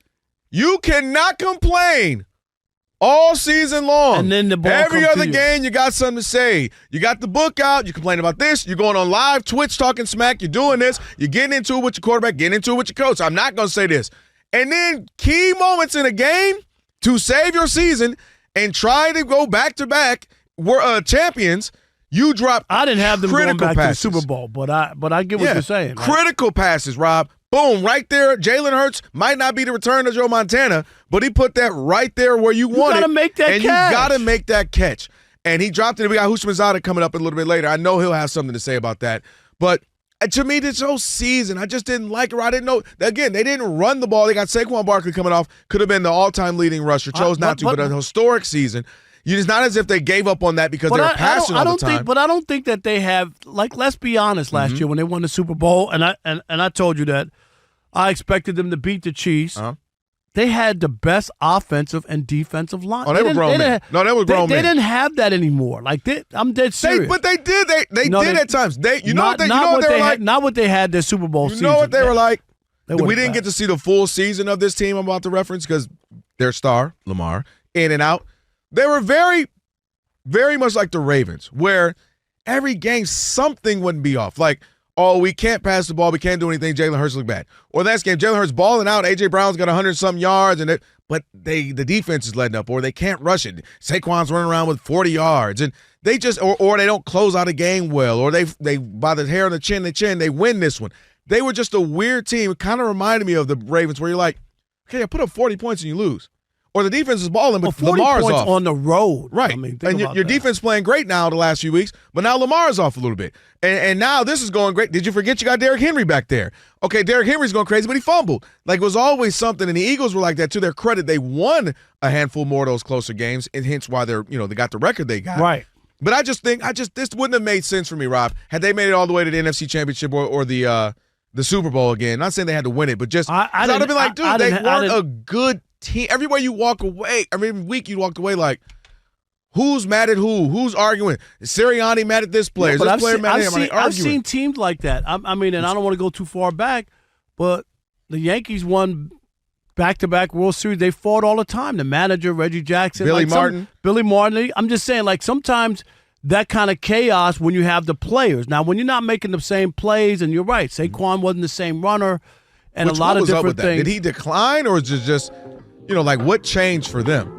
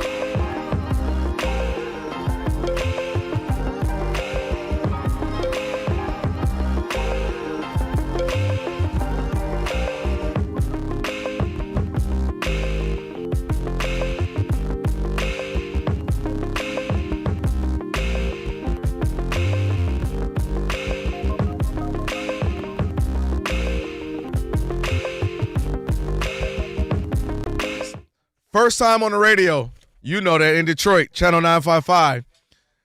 You weren't supposed to repeat songs. I made them repeat this one. It's the Odd Couple, Rob and Kelvin on the Trash Talking Tuesday, which you guys are not playing around. They're already lining up. That's now. why you had the payola scandal there on the radio. We see Kelvin Washington play the Mr. Me Too twice You at know that, 12. exactly. You How know they much put did you you on get those paid? midnight shifts at 1:38 a.m. Why was this song played twice? And back then when they didn't have the really good logs like that, they're automatic. what's going on right there? All right, and by the way, with the iHeartRadio app, you can stream us wherever you happen to be. Catch us all and all of your favorite Fox Sports Radio shows live 24/7 in the new and improved iHeartRadio app.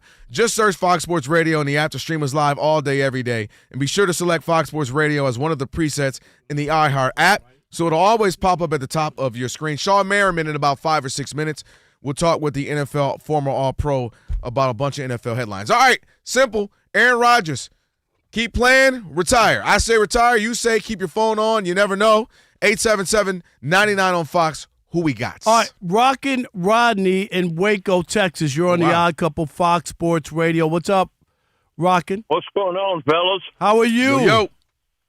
I'm doing well. I'm sitting here listening, and it just popped in my head. Why not go to Cincinnati and back Joe Burrow up when he gets hurt? He is not juvenile. You He know is what? not backing that thing but up. the one thing that Rockin' Rodney's saying is that it's just a matter of time because Joe Burrow always gets hurt every year, right? Right, Joe? I mean, right, Rockin'? Am I right? Yeah, you're right. And you got two number one receivers there. If I can't argue with the theory. I listen. A little bit. Yeah, I can't argue with your point is well taken only from that standpoint that Joe always seems to get hurt. We appreciate the call, And Rock, Joe and ain't thank having you. fun, by the way. Joe ain't having He fun. said he wasn't having fun. I don't even like it. It ain't even fun no more. 877. He ain't backing up nobody intentionally. No. 9905. It would have to go to play. Yeah. I agree with that. Do we have another one right there, Lee? I think we do. Which one is it? Is that us, Jay in Georgia? Jay in Georgia, you're on the Odd Couple Fox Sports Radio. What up, Jay? What's going on? I just want to trash Rob. Wait a minute. Wait. He's trying to trash. We got to hold on. Hold on, Jay. We thought you won for this one. That's okay. You know you're early? That's right. Hold on. We'll get you. He said he's going to trash me. Wow. He was ready, by the way. He was usually, hey, how y'all doing? Happy New Year. No, he was fired up. Okay. Is it Vince? All right. Let's try Vince. Where is he? Vince in Kansas. You're on the Odd Couple Fox Sports Radio. What's up, Vince? Yes, I tried calling last time. Damn phone didn't shut down iHeart, but I'm a Steelers fan, and I want to say I'll give Mike Tomlin the flowers and the good riddance. Okay, so flowers and good riddance. He say all of them. He's evolved in the draft, and since Big Ben, when he started getting injured, they didn't go after one. But I do got a question. I got some stats right here. Okay. So Chuck Noll in the playoffs went 16-8. Bill Cowher went 12-9. Tomlin went 8-12. They all dropped by 4. Does that prove that the NFL is actually evolving into you need offensive coaches? Well, you need defensive coaches, he said? Or assistant. Assistant coaches. Yeah. What? I Thanks, think you Vince. always need offensive assistant coaches. Yeah, See, absolutely. I.e. would be the see call. the Lions without Ben Johnson and Aaron Glenn, although I like Kelvin Shepherd, by the way. Kelvin Shepherd did a dang good job. All right, we got another one or no? No. All right, Okay. appreciate the calls. Should we start having them line up for trash? Yeah, let people get lined up. And we're gonna Jay talk is to ready. Jay is foaming at. He's ready. I can't believe Locked Jay's in. going to call in to trash me. I thought Jay was my guy. Jay, What you I'm think it's remember about? that. I'm wondering. 877-99 That's okay. on Fox. Don't be called Jay. I'm the one who gets all the calls. So when you start calling in Well, here, hold on, I'm just NLT saying, be though. You got careful. an NLT. You can't call. You can't talk. No, back? I said not on this one, but Okay. down the road. All right. You might skip over your call once or twice. I'm just saying. Never mind. Sean Merriman on the other side of trending right now. Steve the Sager is gonna break it all down for you. He gonna break it down. Anthony Davis of the Mavericks will be reevaluated in 6 weeks after a second opinion. Surgery not required on his left hand. By the way, All-Star voting continues through Wednesday. Then the starters will be announced on Monday. Tonight in the association at Miami, it's the Heat up 60-48 on Phoenix late in the second quarter. To college basketball, about 12 minutes left. Indiana is tied at 12th-ranked Michigan State, 51-51. An early second half top 20 matchup at Louisville has Virginia still ahead of the Cardinals, 49-41. Texas A&M still leading at number 24 Tennessee, 44-41 with about 13 minutes to go. Among the 10 NHL games this evening, Montreal leads 2-0 at Washington late in the second period. End of one, Detroit scoreless at Boston. 3 Live Golf League captains say they're not planning to follow Brooks Koepka back to the PGA Tour. The 3 are Bryson DeChambeau, Cameron Smith, and John Rahm. The Live season starts next month in Saudi Arabia. The Diamondbacks acquired third baseman Nolan Arenado and cash from St. Louis. He batted .237 last year and has 2 seasons left on his 9-year deal. Free agent outfielder Kyle Tucker reportedly has offers from the Mets and the Blue Jays. The Yankees acquired lefty pitcher Ryan Weathers from Miami. And Steelers head coach Mike Tomlin did step down today after 19 seasons. He still has 2 years left on his contract, so the team retains his rights. The Eagles removed Kevin Patullo as offensive coordinator. The Chargers fired offensive coordinator Greg Roman. Carolina will pick up the 5th-year option on quarterback Bryce Young's contract for 2027. Notre Dame coach Marcus Freeman will hold a news conference on Wednesday. ESPN said he is not expected to leave for an NFL job. There are currently 9 head coach openings in the pros. Back to you. Thank you. Odd couple, Rob and Kelvin on a Trash Talking Tuesday, 877-99 on Fox, 877-99 on Fox. We can get to some of those in just a little bit, those calls, and waiting on Sean Merriman to come up here in a little bit. But Aaron Rodgers, real quick, back on that. Yeah, how much also I mentioned it, when you hear guys talk about any sport, it isn't just the locker room. They love that, right? That's the part, being around the guys and the travel and the camaraderie and obviously the games. It's a the lifestyle. rigmarole. It's the OTAs and the offseason and the this, and that's where guys are like, oh, I want to do that and the working out extra. It's the games. You do that any day, right? Phillip Rivers, he had the luxury of not having to, clearly not working out, clearly, and then getting to just play the games. Somebody who's always working out, always in shape, Sean Merriman, Fox Sports Radio NFL insider, former 3-time All-Pro, and founder of Lights Out Sports. Sean, what's up, man? What up? What up? Yo, what's up, guys? Doing great. Yo, you had to chase this guy around for years, Aaron Rodgers. Obviously, a tough loss for him. Do you feel, hey, you retired. Do you ever wish, like, man, maybe I should have went back, should have got my Phillip Rivers on, your former teammate? Or do you look at it as Aaron Rodgers, man, you had a career, retire, you're done, move on?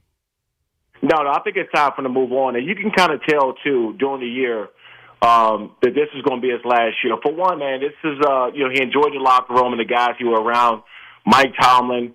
If you look back on it, he didn't speak like this of the Jets when he was there. He didn't speak that way. So, I think it's his time, man. It's he could ride off into the sunset, had a great career. But more importantly, man, to come back at that age and get them into the playoffs is just incredible. No, that's definitely, it makes it feel better when you leave rather than the mess that was 5 in and 12 with the it? Jets. Yeah. But this is the only thing, Sean, I'll say is, and this is why I think he didn't just automatically say, yeah, I'm done, I've had enough or whatever. He could have easily said that, and there's emotion going on, potentially your last game. But in this NFL, we just saw Phillip Rivers at 45. We see Joe Flacco still playing. Like there aren't enough quarterbacks around. And I'm saying I'm just going to hold on to by my phone for a little bit. I'm not going to jump to the idea that I'm not going to play anymore because Tom Brady played till he was 45. Mm-hmm. And I'm with you normally, but in a league where there just aren't a ton of great quarterbacks or good quarterbacks, there could be a place for him. Is that ludicrous? Yeah, but it won't be to sign with another team and start the season. It's going to be an on-call basis like Phil was, right? Somebody go down, right situation, maybe a connection with a head coach or offensive coordinator or quarterback coach. You can step in, the system. I don't see him starting another season. I just don't.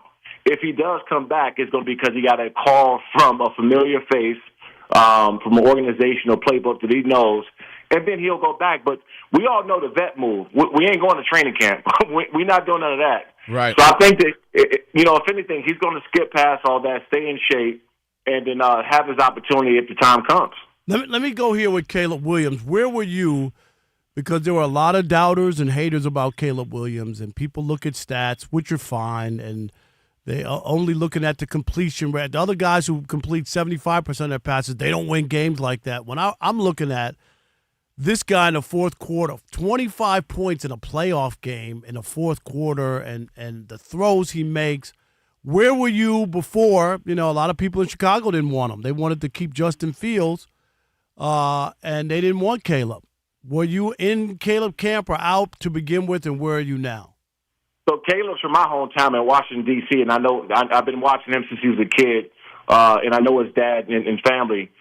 So, I've been watching for a long time. I always said this. I always thought that Caleb Williams was the most criticized rookie that I think we've seen in a long time. Yes. I agree. Regardless of what you think about him, there was just so many punches at him for whatever reason that you had. But, Sean, wasn't it about – it really was about the fingernails, the fingernails, him crying to his mom in the stands. I don't think so. I'm dead serious. I think there are people who just don't like him. Seriously. No. So that's where I'm going with it. It's people who just didn't like him for whatever reason. It had nothing to do with football. Obviously, we knew he can play his ass off, so it had nothing to do with what he did on the field. It was just the most criticized player. Every incomplete pass, everything he did, it was like, oh, he's a bust. And I said, God, give him time. Give him time to get into a system. Now he got a great head coach in Ben Johnson. They got great leadership. He's in a good position. The kid always could play. I always said that he could play. But the problem was is that no matter what he did, he wasn't going to live up to the expectations, and people couldn't wait to see him fail. So I'm not surprised one bit of where they are, especially not only his playing ability, but the head. Like Ben, you would run through a wall for Ben Johnson. That's the type of coach he is.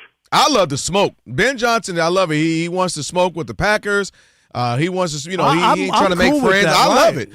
We ain't got to be all people. Obviously, there's respect. The Packers have been beating the Bears forever. 100%. Aaron Rodgers owned the Packers. Owned the Bears. Feels like a home game. Exactly. Sean Marin, our guest on the Odd Couple, Rob and Kelvin on the Trash Talking Tuesday. I want to go to another team, and they haven't looked great on your side of the ball defensively, and a lot of people feel like they're the most complete team, and that is the Rams. 5 games, I believe, in a row now where they've let a team score 30. They haven't looked great. The Panthers all of a sudden had the lead late. Matthew Stafford had to come in and save the game. They almost lost it, right? Yeah, and they already lost to the Panthers a couple of weeks prior. What do you make of them right now? They're not playing their best football. That's why they had to play the last week to play the Cardinals to get things going and to get some good mojo. Remember, they lost to Seattle in the fourth quarter, and they got beat by the Falcons. So what do you make of the Rams right now? I mean, a win is a win. But where are they when 4 weeks ago, everybody's like, oh, that's the most complete team that should be able to make it to the Super Bowl? This is the issue. The last thing you want in the playoffs is a shootout. That you constantly have to put up 30-plus points and win a football game or be in a position to win 30-plus points. You look at all these games, what are they doing? The ones just winning games. They're running the football well, and they're playing defense. The Patriots beat my former Chargers 16-3. You don't want to be in these shootout games because in the playoffs, regular season it works for you. In the playoffs, it's going to be difficult to do because these teams are just much better. That's the Rams' biggest problem. It's not that they can score points. We all know they can do that. It's who can they stop? Yep. Right? Can the other team score more points than they can? And that's just not a recipe. Even though, by the way, I think they're probably going to. I don't want to say they're going to be Seattle. I don't want to say they're going to go all the way and do it. But I think they got a shot, man, because they got enough to keep scoring points. How about the Green Bay Packers? I would get off of Matt LaFleur. Too many chokes, bad playoff performances. He's been there for 7 years now. Because you got to give him he's on the last year of a contract coming up next season. So it ain't about just play it out. He's going to want a deal. You got to either sign him to a new deal or decide that you want to move on. Where are you on Matt LaFleur? So Mike Tomlin being being let go today. We know as players forever that NFL stands for not for long. Yep. You don't perform, you're gonna be gone. It's now kind of transitioned to the coaches, which has never been the deal. Coaches always had other opportunities and had time. Now coaches don't have time anymore. You win or you're out, and so you would say before that. There's no way in hell John Harbaugh is being gone after his career and his body of work. No way in hell Mike Tomlin with his body of work is gone. Both of them are gone. So when you're talking about Matt LaFleur, he ain't off limits. That's the issue that's going on. And I'll give you the other one. Pete Carroll only got 1 year. It was so bad. They were like, we know your resume. We know what you've done, in your storied career as a coach. Dude, it was awful in Las Vegas, right? Yeah, and so that goes back to my point again. I don't care what your resume is, who you are. You could be out if you don't win. And it used to only be for players. Now it's to the coaches. Let's go to your former team, the Chargers. Rob and I were talking about it a little bit earlier. Justin Herbert, look, we know he's the prototype. If you're central casting, making a football movie, he's the guy. If he was 5'9" and a black guy, he'd be out of the league by now. I'm just saying. But he looks like a quarterback. Stop it. So he obviously, the injuries to the left side of the offensive line was there. But what do you make of this Chargers team moving forward? What do they need to do to finally have him make a deep postseason run? Last year was the 4 interception. This year, he's running for his life. Listen, Justin got to play better. They got to play better. So I'm not going to give no excuse for anybody.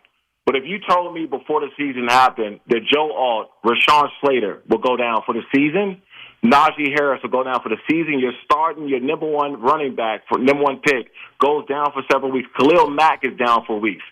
I would have never guessed that was even a possibility. So you're walking into the playoffs with 2 of your best players down for the season already. So for the fact is, for them to even get there, Justin Herbert is the most hit quarterback in the NFL. Yeah, that's true. And I, people can say what they want about him, but he's also, in my opinion, the toughest quarterback in the NFL.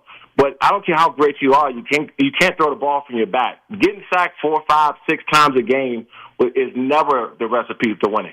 All right, boom, perfect timing, man. Sean, we appreciate it as Sean. always, brother. We'll do it again soon. You got it, bro. Hey, you got anything coming up with Lights Out? You got any matches coming up? Yeah, big fight February 7th in Long Beach, California. All right, there you have it. We'll have you on to talk about that, man. Appreciate Thanks, you, buddy. Sean. Appreciate it. All right, guys. No doubt. All right. Trash Talking Tuesday, Rob. That's right. 877-99 on Fox.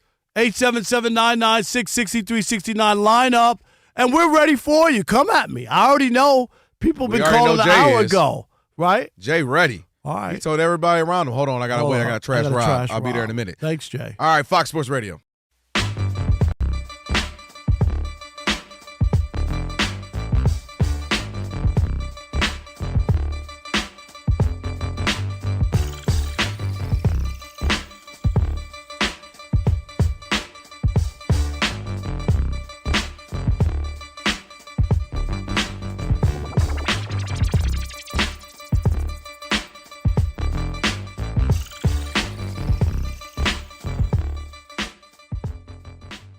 I don't know if it's called breaking news at this point, but Shams Charania reported earlier on Friday that the Grizzlies are now, quote, entertaining offers to potentially move All-Star Ja Morant. Ja Morant's 26 years old, under contract through the 27-28 season. Key thing, though, he's eligible for a massive extension, so whatever team that acquires him, you'd have to assume they're doing so to keep him long-term. Problem is, you alluded to, he had a lot of off-the-court issues a couple of years ago, and he is in the midst of what is easily the worst season of his career. 19 points a game, 7.5 assists, shooting a career low 40% from the field, 20% from three. And in fact, the Grizzlies, who are not a great team, are 10-9 without him this season and 6-12 when he plays. I have no interest in him. And you know what? I think the Grizzlies, they made a mistake. Because when he came back and he had the second incident with the gun, and the after being suspended. Yeah. That's probably when they should have called around and said, hey, anybody interested, do it nice and quiet, and then he should have been traded because you wait too long, and now look at what you have. You have a mess on your hands, and forget about the off the course. He's not playing well. So you wonder, is he really committed to it? How much he really is into, you know what I mean? Like, has he lost his zest or for basketball? Like you hear players talking about that. Like, I don't like basketball like that anymore. I lost my passion for the game or whatever. I just got to question it now because he's not the same player. And then I don't know what team is going to take him off your hands with the idea of having to pay him. Now, I've seen big players with contracts get picked up. Right, but the contract has already been signed, and you're just hoping, you know what I mean, to get something out of him. You have to give him fresh, new money. And I don't know. Who's going to give him fresh, new money? That's the issue. Maybe the Wizards and pair him with Trae Young. I mean, I don't know. Maybe it's you call the Sacramento Kings, Siberia. I think what's disappointing in this is a couple of things. There was a point throughout his career where his team, when he would go down with injuries or when he would go down because of being Ja Wick, not John Wick, and the team would still play well without him. Like, there was a period where I think they were like 33-8 without him or something crazy a couple, 2-3 years ago. And then you look at, of course, this season, as Rob G just mentioned. Hey, they're 10-9 without him, which isn't great, but it's above 500, and they're 6-12 with him. And I think what's damning, Rob, you know this. Look, I go through a lot of my personal life. You go through a lot in your personal life, professional lives as well. But you try to still bring it on air, right? Or teaching at USC, or in my case, TV with Spectrum News 1. You try to still push through, bring your A game. When things aren't going well, A game. When things are going good, A game. And that's one of the things I loved about Kobe Bryant. He was going through hell, but he was able to compartmentalize. And I say that to say, just because you're going through a lot, Ja, with the team, you're not happy, it shouldn't reflect on the court. And that's what's troubling, is that he's not playing well. He seems disinterested. He's already talked about, somebody asked him, are you having fun? He said, I ain't having fun. It's not enjoyable. And as a professional, dude, this thing is a roller coaster ride. And it ain't always going to be fun. And everything isn't always going to be perfectly idealistic. Sometimes you're going to be in a funk. But the idea that you're not playing hard, you're not performing, you're not showing up for your team, that's what disturbs me. And if I'm a buyer in this thing, I would say, because what if in a year something doesn't go right? What if we try to pair him with a superstar and it just isn't working out? Is that how he's going to reply? Is that what would that be his response? So that's, to me, the most damning part of all this is the lack of professionalism off the field with the whole John Wick and all that stuff, the guns, to then now on the field when things are going your way. I see how it's reflected on the court, and I don't like that. I don't know what to make. It's amazing. Is he redeemable, Rob? He's only 26, I guess 26, no, 27. No. And the reason I'm going to say that is because of the amount of money you have to pay him. That's the issue. Like if he had to rework himself, go to a team, right? Build himself back up, show his passion for the game, regain his – the guy's too young. He can still play. That's not the issue, but he's not playing well. Do that first and regain people – as far as his ability and the off-the-field stuff, and just be a young guy who's thrilled to be in the NBA, you know what I mean, and having fun and getting back to that guy.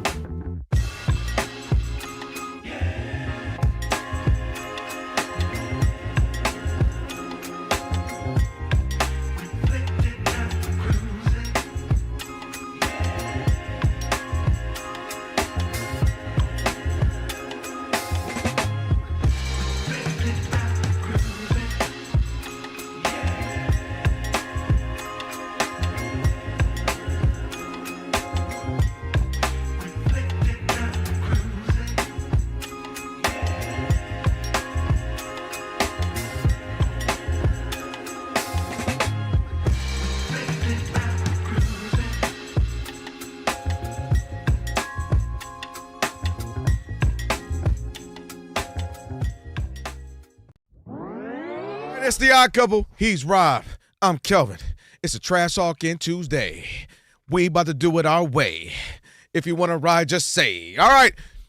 By the way, for over 40 years, Tire Rack's been helping customers find the right tires for how, for what, and for where they drive. Ship fast and free, backed by free road hazard protection with convenient installation options like mobile tire installation. TireRack.com is the way tire buying should be. Rob, you know what time it is? It's time for Trash Talking Tuesday. Don't you ever talk about me. It's Trash Talking Tuesday. It's your teeth, Reggie. I don't know whether to smile at you or kick a field goal, man. All right, Craig in... Where you at? In Minnesota's been You got waiting one a while. more lean before I'm going to have to start doing this. I just can't see this. All right, Craig in Minnesota, you're on the Odd Couple Fox Sports Radio. Who you trashing, Craig? Craig, we about to trash you. Oh, he got a bad phone. Put him on hold. Put him on hold. He called an hour ago. I can't believe Then it. his moment arrived. Torrance in Texas, you're on the Odd Couple Fox Sports Radio. What's up, Torrance? Hey, I'm trashing Rob Parker. Hey, Rob, real talk, long-time listener, first-time caller, been listening to y'all ever since 2017 when y'all do it on the weekend. Yes, appreciate it. Hey, love the show. Hey, I'm trashing Rob Parker. Why? Hey, Kelvin, you bring up Aaron Rodgers, Rob bring up Dan Marino. Hey, when him and Chris used to talk about Tom Brady, Chris would bring up Aaron Rodgers. Rob, get off the screen punching at the air and stuff. Rob Parker, I'm trashing you. You're supposed to be a reporter. I want you to report how your boy Aaron Rodgers ain't did nothing in the past 7 years in the playoffs. I want you to report how your boy Aaron Rodgers ain't threw a pick six at the end of the game. I want you to report how your boy Aaron Rodgers sitting there throwing these dump-off passes. And then you got the nerve to tell Aaron Rodgers come back and play. When Tom wanted to come back and play, Rob, you call him sick. I'm trashing you, Rob Parker. I need you to stop it. Thank you. Thank you for the call. Appreciate it. First call. All right. I'm playing.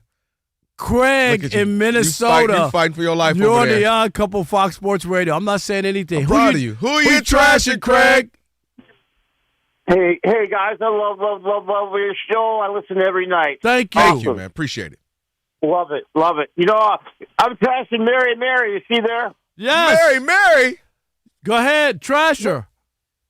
Yeah, Rob, listen, I've been asking Mary out for a date for a nice dinner, restaurant, conversation, maybe see a movie. And you know what she tells me? What?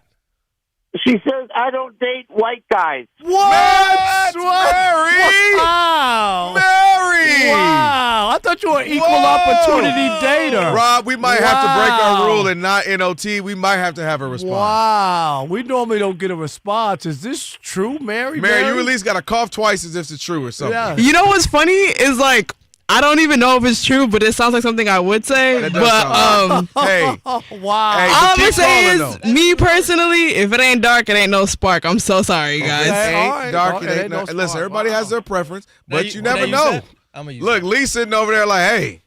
'Cause Hey. Lee like the sisters too, I think. I grew up with Malcolm X and Assata Shakur. You feel me? So very pro black She's on my young end. and she live in L.A. I don't know. Give All her right, some time. I got you. All right, we got it. Give her some Jay time. in Georgia, you're on the Odd Couple Fox Sports Radio.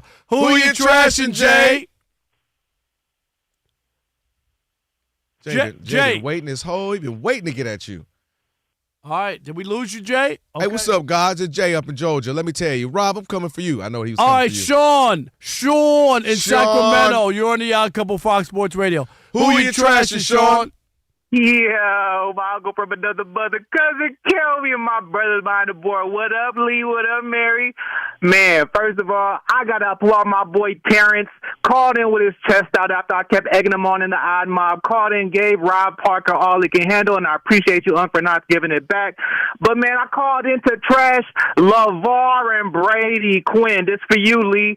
LeVar, nobody wants to hear you coming on the air at 5 a.m. singing your heart out, bruh. You got no vocals and no rhythm, which is shocking for a black man. And even worse is your choice of lyrics. Nobody wants to hear your freestyles. Nobody wants to hear your songs. And the only thing I want to hear less is a trash quarterback like Brady Quinn breaking down other trash quarterbacks. Big bust energy from that guy, man. First of all, he doesn't even come on the show. He calls in like your man Doug Gottlieb. And I thought Scott was getting rid of all guys like that. Trash all those guys. Rob Parker, keep living your life, brother. Mary, what up? Wow. Whoa. My goodness gracious. Man, I'm scared to even We ask can't who's say next. anything. I'm scared to see who's next. Lee, you done brought the smoke. You come in here producing, now we bringing the smoke. Don't bring me in. That's this. right. I'm good. Hey, Ramon in Indianapolis, you're on the Odd Couple Fox Sports Radio. Who you trashing, Ramon? Hey, guys, how you doing, Rob? Oh, I love y'all. Man, thank you. Appreciate you. I'm trashing the media. I'm trashing so-called legacy media. I'm trashing Jamel Hill, people who criticize Miss Lynn Jones of the Jacksonville Free Press. I used to work for the Gary, the Chicago Crusader. I read the Michigan Chronicle, the Monroe Democrat. I keep the L.A. Sentinel. All those are on my email. I've always read the Black Press, NNPA. Rob, you know all about that. There's nowhere in the world we should have been trashing Lynn Jones for just doing what she could do. When you're called in that room, you get to say what you want to say. There's not a handbook on what you have to say when you get your time. We already know we got media at the White House who are scared to ask tough questions. So I'm trashing the media for talking bad about Miss Lynn Jones. Big up to Jacksonville Free Press and the Black Press in general. All right, there Shout you to the go. LA Sentinel. I And know it's them out funny here. because hour 3, we're going to allow people to get in. We haven't allowed you to get in on this, but we'll do that. Do we have time for Mace? Mace, you got 1 minute. Oh, Mace. Mace in San Diego, you're on the 19. Odd Couple Fox Sports Radio. Who you you trashing, Mace? The garbage Los Angeles Chokers. This pathetic organization lost the Patriots on Sunday due to the fact Karma found a way to punish the Viagra-popping buffoon Dean Spanos for relocating the team to Los Angeles and for Jim Harbaugh and his sign-stealing scandals at Michigan. This star excuse of an organization deserves every bad break that the universe formulates against them. I hate this team with every ounce of molecular structure my body possesses. Justin Herbert is the most overrated quarterback in the league. He's 0-3 in the playoffs with a passer rating of 64.7, throwing for 2 touchdowns and 4 interceptions, 3 fumbles, and 13 sacks. Despite these horrible statistics, the mainstream media still considers him an elite quarterback. Constantemente ellos son chupando su pito. Since the Chokers are one and done in the playoffs, Justin Herbert, Jim Harbaugh, and former disgraced NBA owner Donald Sterling should all get together this offseason to try to revive the struggling franchise chain, become full-time waiters at Hooters. My goodness gracious. You Mace. know what I wonder with Mace? So when you do the Rose Bowl parade, those floats that you see and you love, the minute it's over, they start working on next year's in like a week. right? Does Mace work on his Trash Talking Tuesday? Like right now, is he working on his next one for next week? Might be. Because Hey, that thing is thorough. coming up, your chance to talk about Lynn Jones. We're going to get into that. People are fired up about this.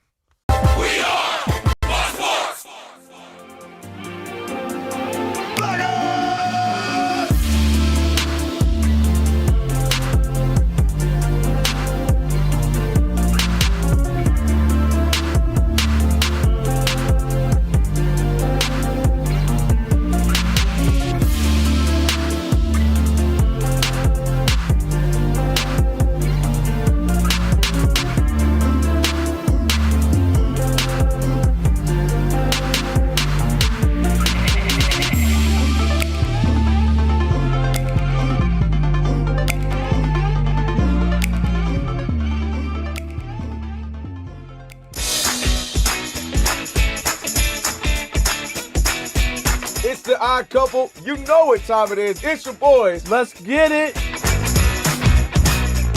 The Odd Couple is fun. Check. And informative. Check. What's up, America? You want to talk sports with 1.5 of the best-looking guys in the game? That game was incredible. You are wrong. You'll be king of the water cooler. What's it like working with Rob? Rob in his mind is like Chris Rock mixed with Richard Pryor, so I'm running out of fake laughs. Ha ha, Rob. Rob is very passionate.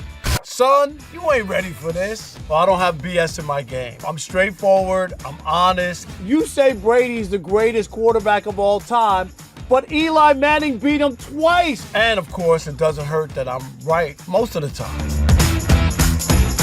Kelvin is the nice guy, wants to make everybody feel warm and fuzzy. You done? Let me tell you the truth. I bring the energy, a youthful energy. Rob's not gonna see this, is he? And I bring an honest opinion. Michael Jordan, I can't take it anymore. I need a break. I'm gonna go play baseball. Trash Talking Tuesday is the best. It's a great opportunity for folks to call in and they get to trash whomever. Who you trashing, Roger?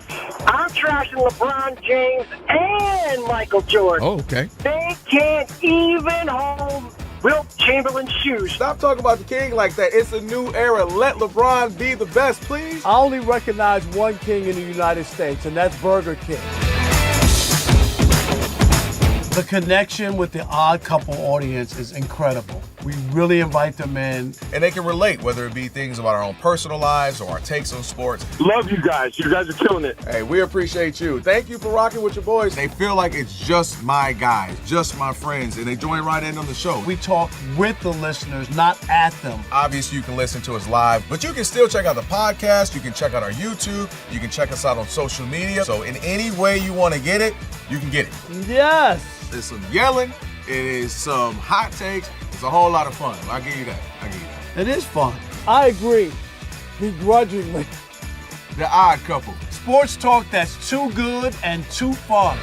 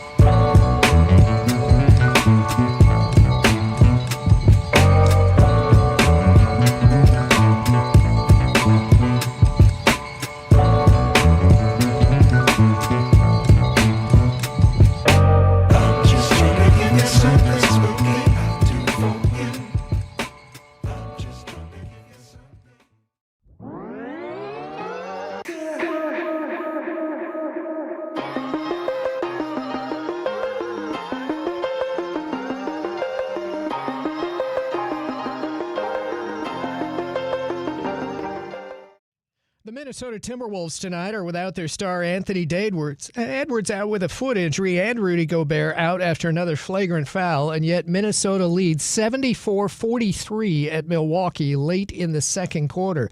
At Miami, the Heat up 74-57 on Phoenix early in the third. The Lakers start up in an hour and a half hosting Atlanta. Still game-time decisions for L.A. are Luka Doncic and LeBron James. To college basketball, top 20 matchup at Louisville has Virginia still in the lead with under 5 minutes left against the Cardinals, 65-57. And Texas A&M leads again at number 24 Tennessee, 60-59, 4 minutes left. The Diamondbacks acquired third baseman Nolan Arenado and cash from St. Louis. Pittsburgh Steelers head coach Mike Tomlin stepped down. The Eagles removed Kevin Patullo as offensive coordinator. Chargers fired OC Greg Roman. I'm Steve DeSager. I've been covering this league since 1987.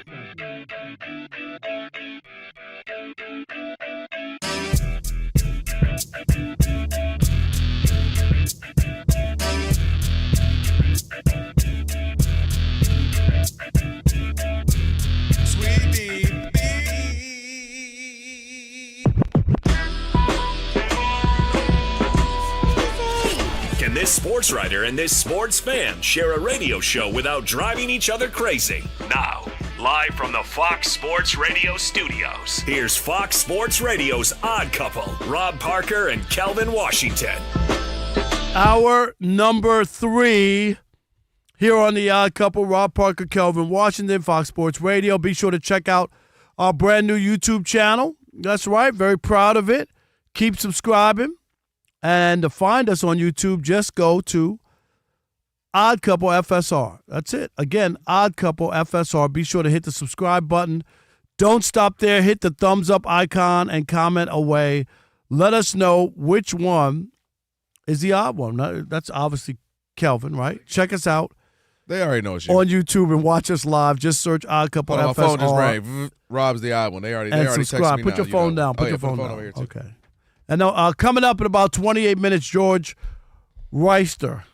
Or will he be Wrongster? Reister right now. We will, NFL analyst for Fox Sports Radio. We'll do that, George. Coming up, last call. So we got a lot to get to in this final hour. And Kelvin, we're going to do this right here. Break it on. So, you break it down. But this story about the woman, Lynn Jones, who went viral from the Jacksonville Free Press, a black newspaper in Jacksonville, and we gave our takes yesterday. We brought this back because after we did, and we'll reiterate our stance on this, we got a lot of pushback and some feedback on social media.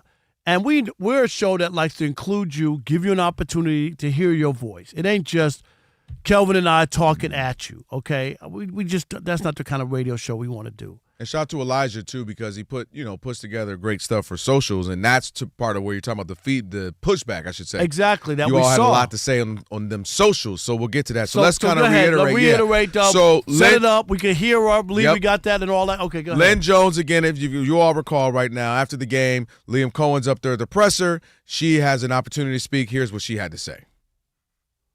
I want to tell you congratulations on your success, young man. Thank you. You hold your head up, all right? You guys have had a most magnificent season. Thank you. And you did a great job out there today. Appreciate so you it. just hold your head up, okay? Thank and you, ladies ma'am. and gentlemen, Duval, you the one, all Thank right? you, ma'am. keep it going. We got another season, okay? I appreciate Take it. care and much continued success to you and the entire team. Thank you, ma'am.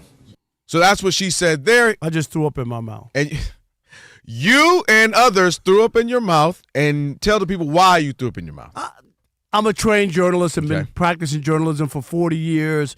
I went to Columbia Journalism School. I teach at USC journalism. It's just not in our profession what you're taught, okay? You're not a fanboy. You're supposed to be. She even said, we have another season. She also didn't ask a question at the press conference. This is the working press. And a lot of reporters, and rightfully so, were like, this is not standard. No one's saying she can't. I was like, oh, it's so much negativity. Then finally somebody says something positive and y'all jump on it. That's not the case. She can say whatever she wants to him privately, but not in that setting. That's not what that setting is. That's a working environment for people who have covered the games who need information to write their stories or sound for their TV show or the news or the radio. That's what that's for. And in journalism, you're not supposed to make yourself the story. You're not the story. What happened, Kelvin? She became the story, didn't she? The story. We ain't talked about the game. When the last time you said Trevor Lawrence? We didn't even say Trevor Lawrence after that. It was all about her.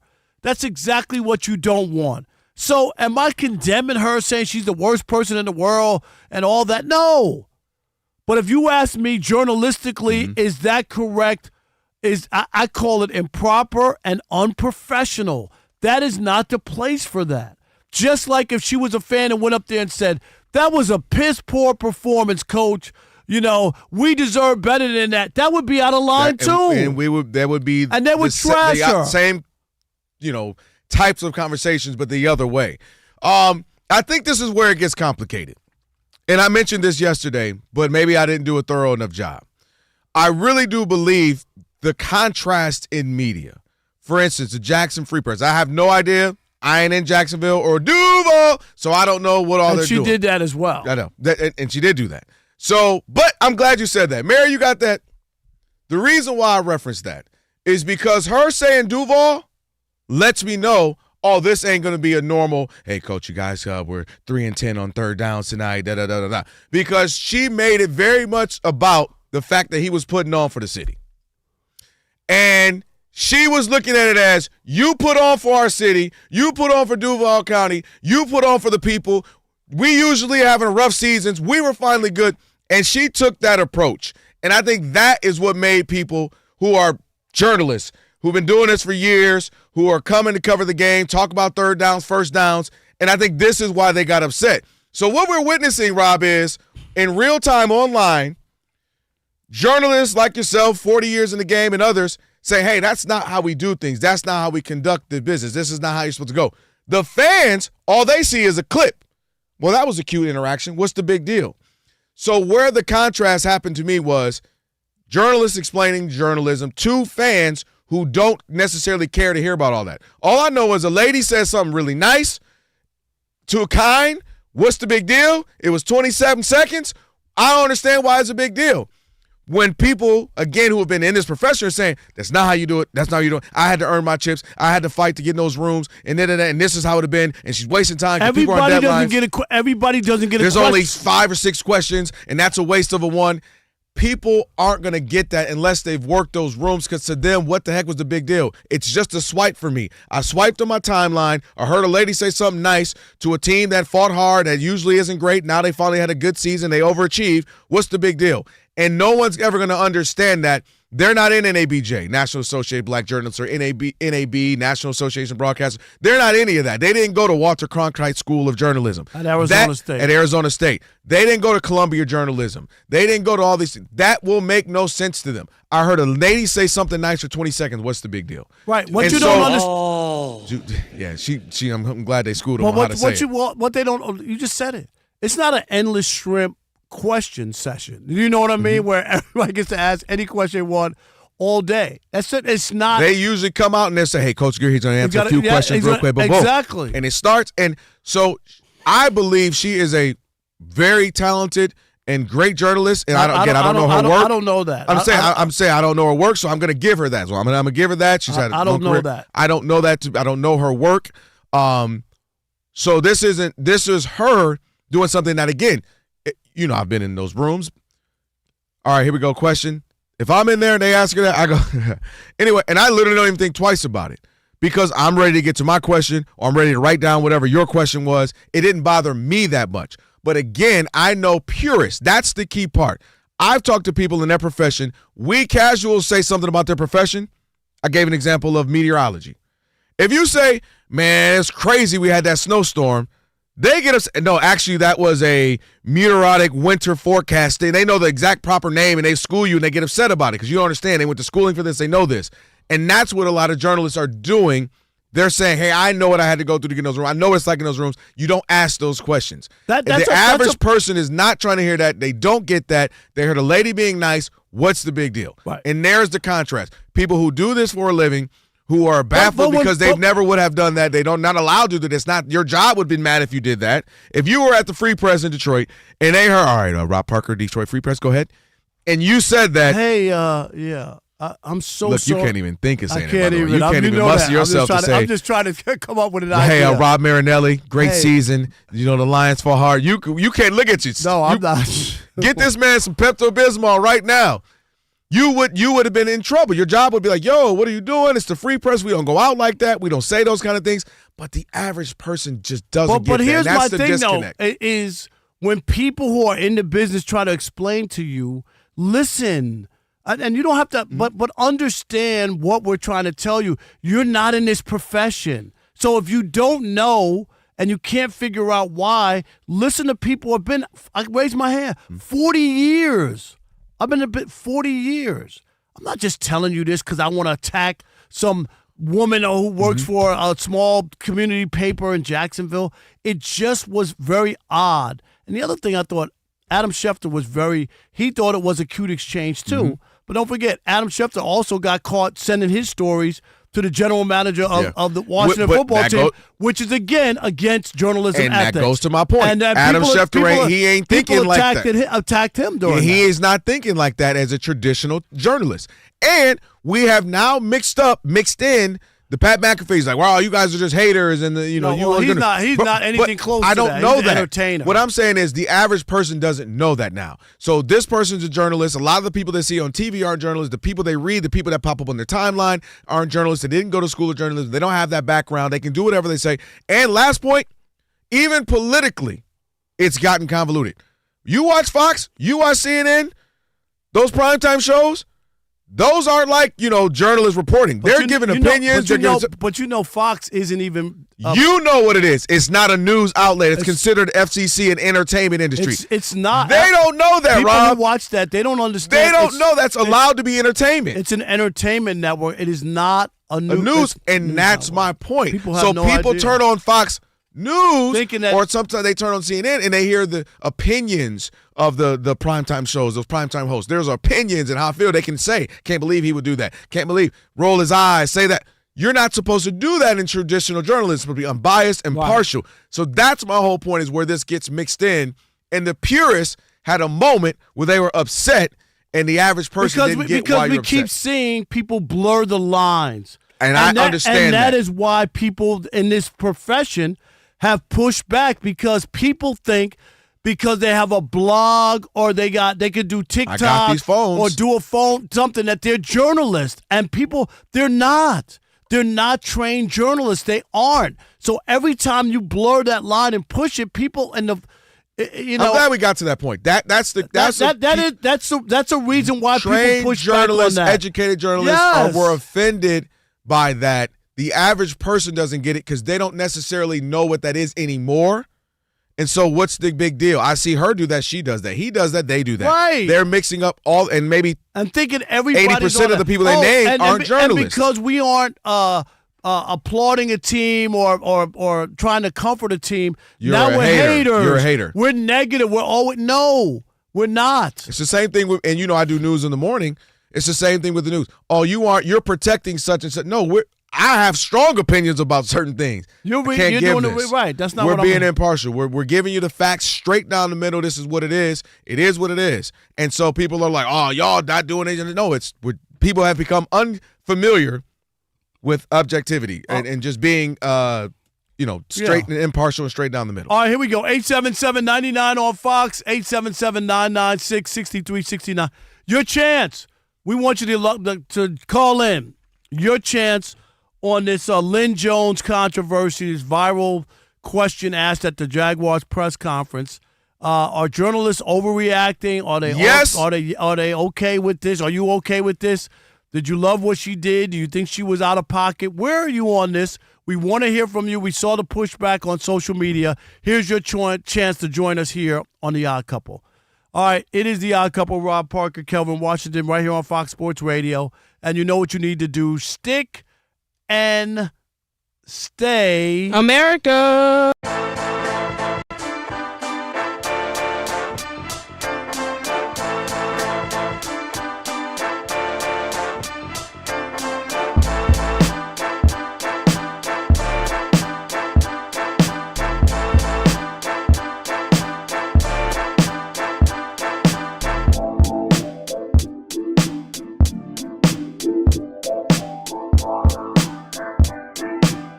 Who are the teams you do not want to see hoisting the Lombardi in 3 weeks in Santa Clara?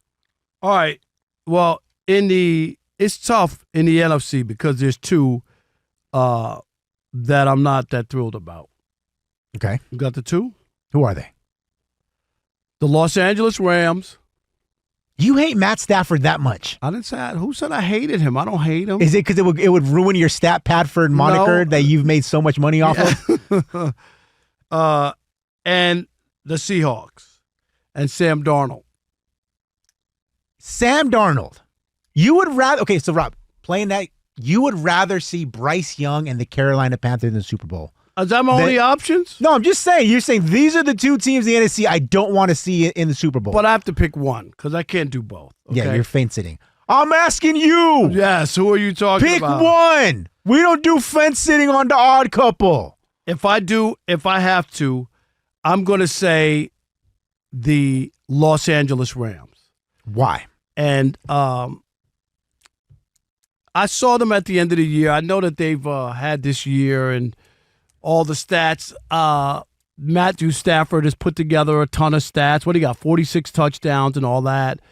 And Puka, you got all the numbers. Puka's had an unbelievable year. But we saw that stumble against Atlanta. We saw that second half against Seattle in a game they should have easily won, Rob G. Up 30-14. They should have won. I think they had like a 91% chance of winning that game. 16-point lead in the fourth quarter. Not the second half. Yeah. In the fourth quarter. It was bad. It was really bad. And I think I don't want to see, and this is where I'm going to be honest. Can I pull the curtain all the way back? Absolutely.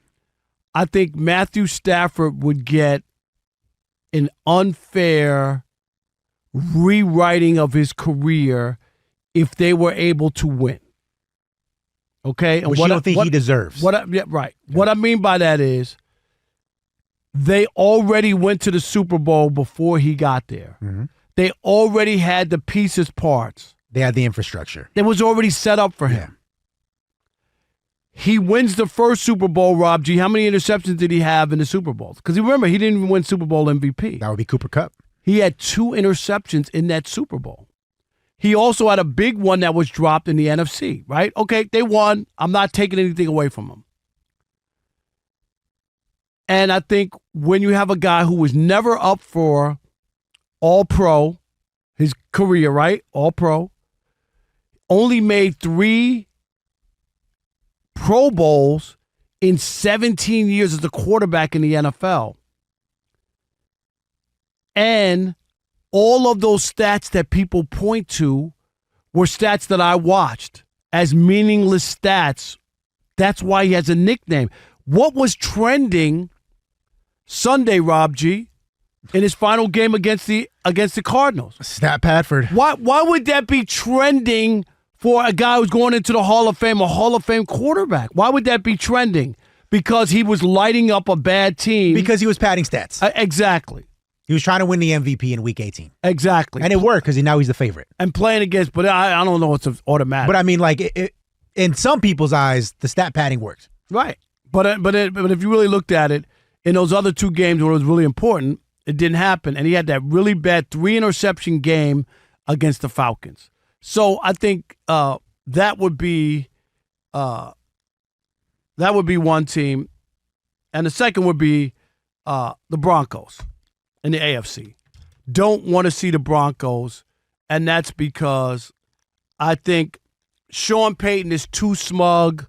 Sean Payton, the way he treated Russell Wilson really bothered me, the way he disrespected him and what that guy had done in the league, Rob G. Mm-hmm. And remember, people make it like he's a genius and he invented football. He's also the guy who suspended over Bounty Gate, sending his players out to hurt people. Don't talk about that. Nobody talks about that with Sean Payton.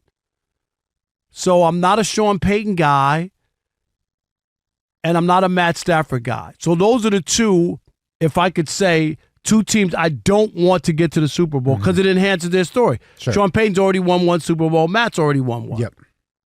If those guys get another one, it changes the conversation and the narrative.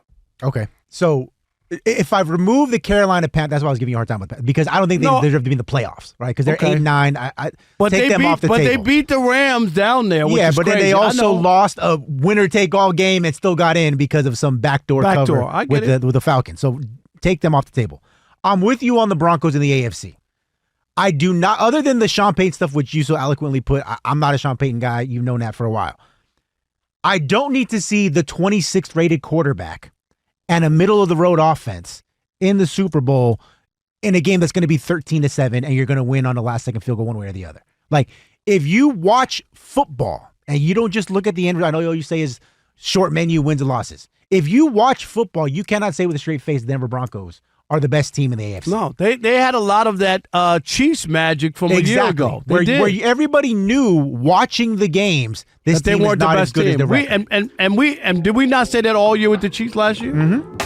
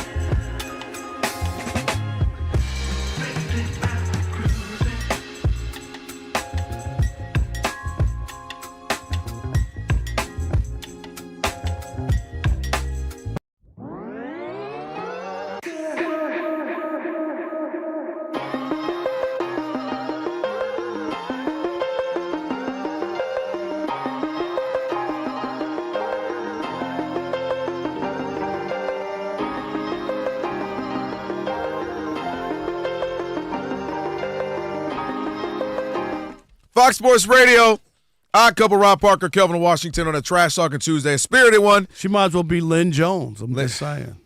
Now stop, Mary, stop the music.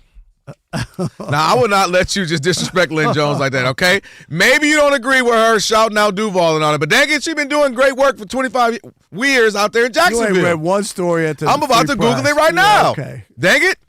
All right, She might be terrible at her job, but you just like, that is true. I can't assume. I don't know her work. However, my point is 25 years. You always talking about your 40 years. She can't tout her 25 years? All right. Stop it, Rob. Wait a minute, Rob. You comparing her to me, so you saying I'm bad at my job right now? I didn't say that. Wait, why she got to be bad at her job, though? That's what Rob said. I didn't say that. All right, George Reister on the other side. By the way, could be wrong. Now that two teams are left standing, to be sure, check out the updated leaderboard for the FoxSportsRadio.com College Football Playoff Bracket Challenge. There are 8 listeners in the bracket challenge with the perfect bracket heading into the championship game. Our lucky listener will win $1,000 for the best bracket. Leading the host standings are Kerry Rhodes and Andy Furman, who've each made only one incorrect pick. Visit FoxSportsRadio.com to check out the leaderboard. All right, 877-99 on Fox. Lynn Jones makes the Jacksonville Free Press, makes her comments to Liam Cohen. It blows up. Everybody's talking about it. I can't believe it became that big of a deal. I'm going to be honest with you. All right. I didn't have that on my bingo card in 2026. Eddie in Orlando, you're on the Odd Couple Fox Sports Radio. What's up, Eddie? Hey, how you guys doing tonight? What's up, Eddie? What I think is happening is you guys like Rob, and you do a great job, Rob, are afraid of change. What y'all don't realize, change come with time. 80, 90 years ago, was a black guy able to be a reporter? No. Just like now. Ryan Clark didn't go to journalism school. Neither did He's not a reporter. He's not a reporter. And this is you're the perfect example of you don't even understand the difference between what Ryan Clark does and what I do, or newspaper people. And this is the issue. This is why journalists are pushing back. Because you think Ryan Clark is a reporter. He's an analyst. He has not gone to journalism school. Just like you become a doctor or any other profession, there are steps and rules and procedures that you follow. You're the guy, Eddie. You're the guy. And that's why we're talking about it, because I'm trying to get through to you. Just because they're on TV sitting at a desk, and that's they are not reporters. People don't know that anymore because everybody Eddie's gets to perfect. And to his Ryan Clark point, and Ryan Clark takes the liberty, is his prerogative, to talk about everything. right? So he's not just, hey, what did you think about the game last night? He talks about everything, so people now view them as reporters. He's not a reporter. That's why I keep saying everybody's not a reporter. The average person doesn't know that, which is why this is a helpful conversation That's to be had. Thank you, Eddie. Thanks for calling. To understand the difference between folks who abide by the rules of journalism and reporting. We have a profession. And it was a profession, and those who don't. Kevin in Culver City, you're on the Odd Couple Fox Sports Radio. What's up, Kevin? God is good. All the time. All the time. Did I say it? Look there at you. I'm with y'all on this. Look, I know, you two being two black prominent journalists and reporters in the field, it's not about her being black or white. It's just about having a right, concise journalistic point. You don't see Abby Phillips saying, yes, we can, or Brett Baer saying, yes. It's actually a good point. The news. They're reporters. Look at a guy like Sway with Kanye. You got all the answers. He was being a reporter. He has a job. Look at a guy like Charlemagne with Dame Dash. He's not riding his coattails. He's like, hey, I got to ask you certain questions.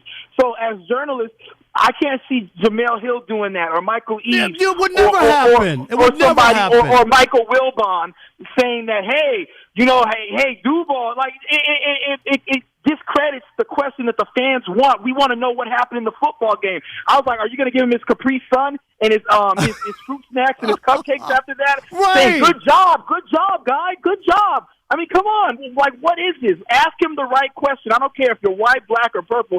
Ask him what happened in the football game. Why did you go for it on fourth down? And if Kevin, but ask the question. And if you have a relationship with him on the side, you can ask him. I know you put your heart and soul in this, and I've been covering the team all year, whatever. Man, I feel for you and the guys. That's fine on a personal level, not in a press conference. Thank you, Kevin. Appreciate it. Who next? Jake in Georgia. You're on the Odd Couple Fox Sports Radio. What's up, Jake? What's going on, guys? I'm back, man. Oh, yeah. What up, Jay? This is Jay. Jay. Yeah, this is Jay.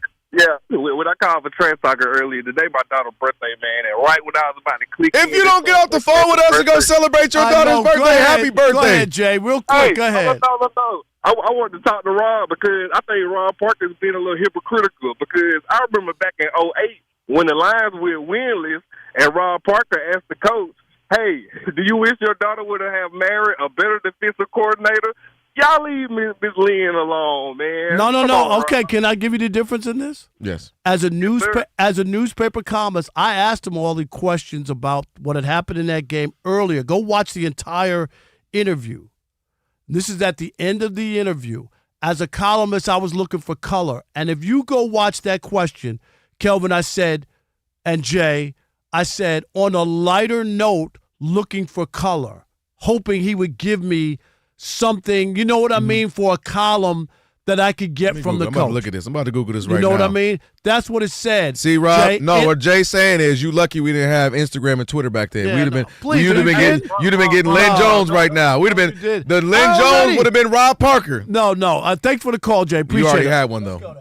Andre in Massachusetts, you're on the Odd Couple Fox Sports Radio. What's up, Dre? Hey, how you doing? Thanks for taking the call. Listen, this is an important topic, and the bottom line is what Lynn Jones did, and just for people to understand, that type of conduct is what people do that are looking for autographs. That approaching an individual in that manner, you wouldn't do that in the press corps. You would do that when you're outside trying to get a handshake, a high five, looking for an autograph. And here is the bottom line, just Rob, you're alluding to it.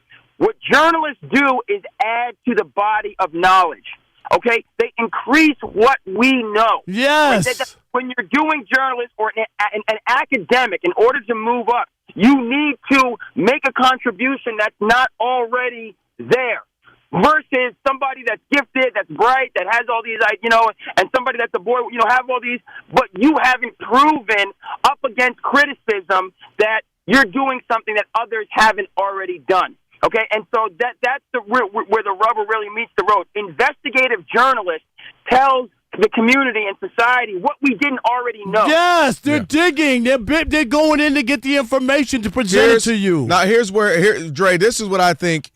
I think Lynn Jones would say, What you just said is what I do for community in the Jackson Free Press. I do that, the digging, the finding out what's not happening, who's not getting the proper money for this, why isn't going to schools getting better.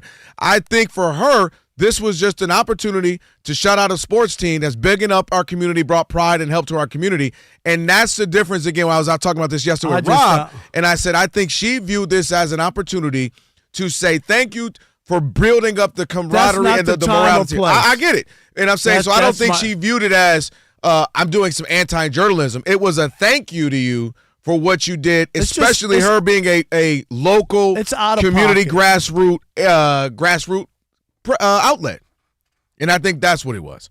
But I do appreciate the conversation. And I do, as I mentioned to you on the air and off, explaining and trying to get people to understand the journalism and all of that, because I just don't think everything's Eddie who mixed called up. is the perfect call. I mean, that was the perfect one.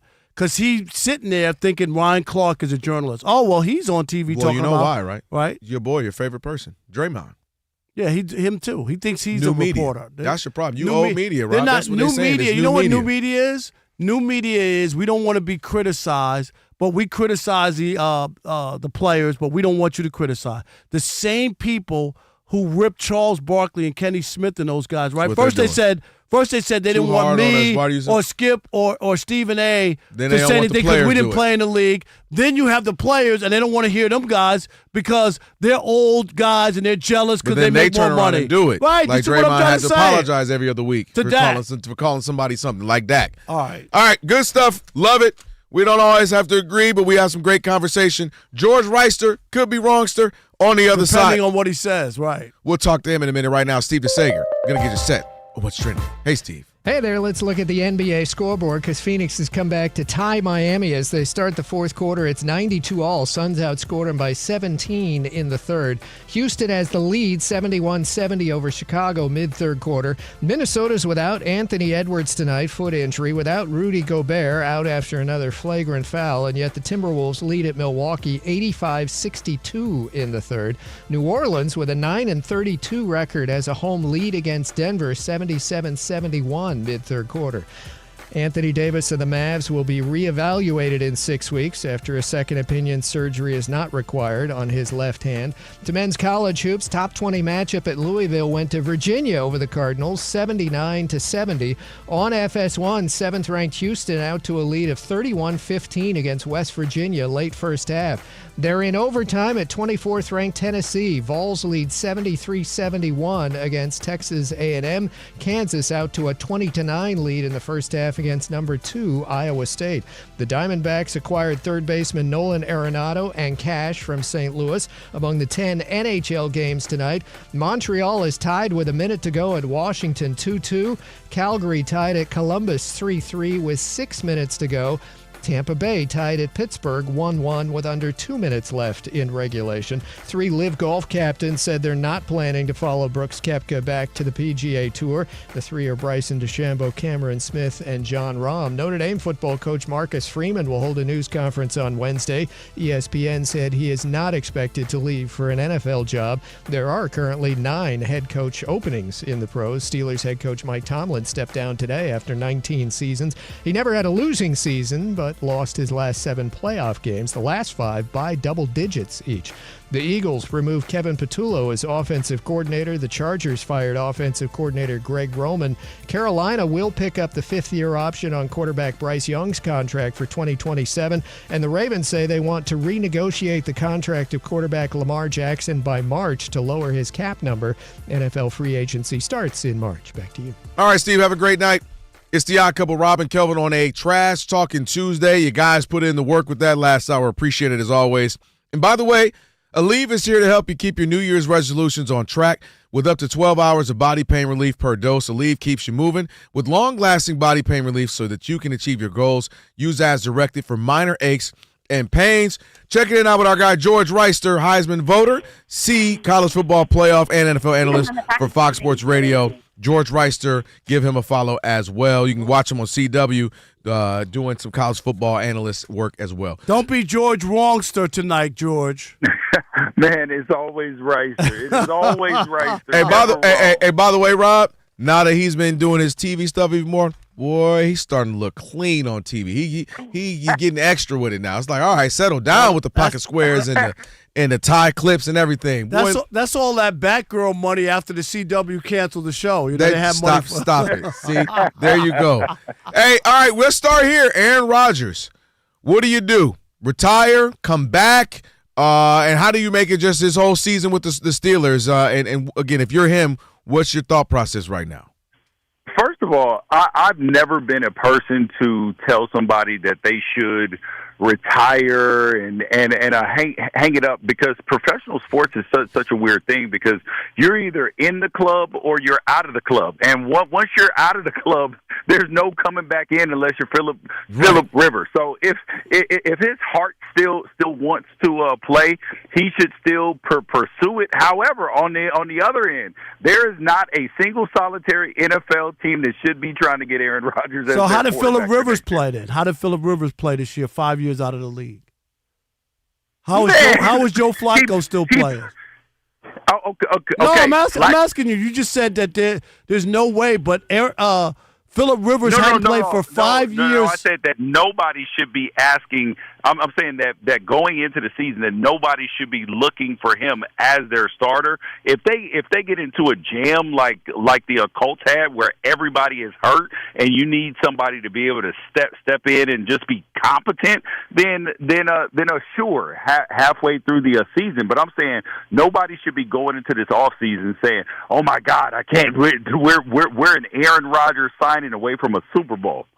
I agree with that. Yeah, I just thinking this. Joe Flacco still playing. There's so many bad quarterbacks, George. Yeah, but Flacco is a backup. I'm just saying. But he's played. He took the Browns to the playoffs 2 years ago. Yeah, but the difference is that Flacco can save you in like a 2-3 game thing. He's a bridge.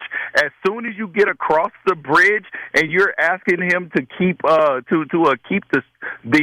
boat afloat, it is going to crash. Okay, so there's only so long. All right, let's go to the coaches. Yeah. Obviously, Tomlin. Mike Tomlin stepped down, and I think that made all the sense in the world. Either you got to move on from him, even if they didn't lose or if they lost, that was obvious. But what did you make of that? 19 years is a long run, especially with the playoff drought. It just makes sense at this point to me. You need a new voice. Oh, well, even bigger than a new voice, you needed a reset because this team is in purgatory. They continuously have a winning record, so you never get a very high draft pick to be able to draft a quarterback, and it hasn't been the strongest, deepest quarterback drafts. So then they're just stuck in purgatory. They got a pretty good team. It is time to tear it down and rebuild. Sell all the assets, acquire draft picks for this year and for the future, and that's how you build it. You can't just keep trying to throw Band-Aids on something that needs surgery. And it doesn't mean that he's not a good head coach. He actually might be able to work somewhere else, but I think he also needs some time off to be able to like reset and come up with a whole new vision for the future, because he's a great leader of men. He just needs some new time and some new men. People say that, but it doesn't always translate into winning. Well, John Harbaugh, Correct. What about that? Is he going to win if he were to go to the Giants? I believe that him and Tomlin are in the same type of situation, that they actually both need to take a year off. That way, then they can reset. It doesn't look like it. He's interviewing all over the place. He's trying to get getting courted because he's in a scorned situation. He's using the philosophy of the best way to get over somebody is to get under somebody else. That's what John Harbaugh is doing now. Oh, all right. I know it's about to turn into George's Love Doctor segment here. And who's the other one we want to talk about? What other coach am I missing? LaFleur. And LaFleur. Where are you on LaFleur? I think he should be fired.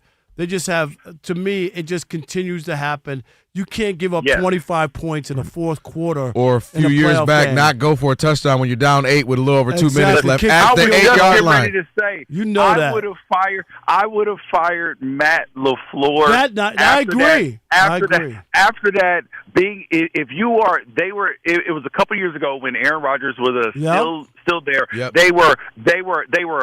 It was 4th and 8 on the 8. They were down by 8 with 2 minutes to go and 3 timeouts, and he kicked the field goal. You still need a touchdown to win. That makes there's no logic to that. And the point that Kelvin, we just were talking about it, even if you don't get it, they're on the 8. They're at the 8-yard line where you could get a fumble, an interception, and run it in. Yes. So many things can happen. They got to be conservative down there. And if they punt, you get it back to 50. At the 40 or 50. Exactly. That was at that point in time. If I'm ownership, I am getting rid of him because that was ridiculous. Because I'm in a situation. Remember Seattle a few years ago when they hired a tough decisions coach. I was like, if you need a tough decisions coach, why am I paying you? Right. He should be the head coach. So if Matt LaFleur is making them type of choices, he needs a good decision coach. And if I need if I need to pay somebody else to be the good decision coach, you don't need to be the head coach. The good decision coach needs to be the head coach. Hey, real quick for me, it's obviously early in the week, and we'll do a little bit more later, but just what game are you looking at to kind of say, oh, this will be a really good one this weekend? And, you kind of maybe you got your eyes on this one in particular.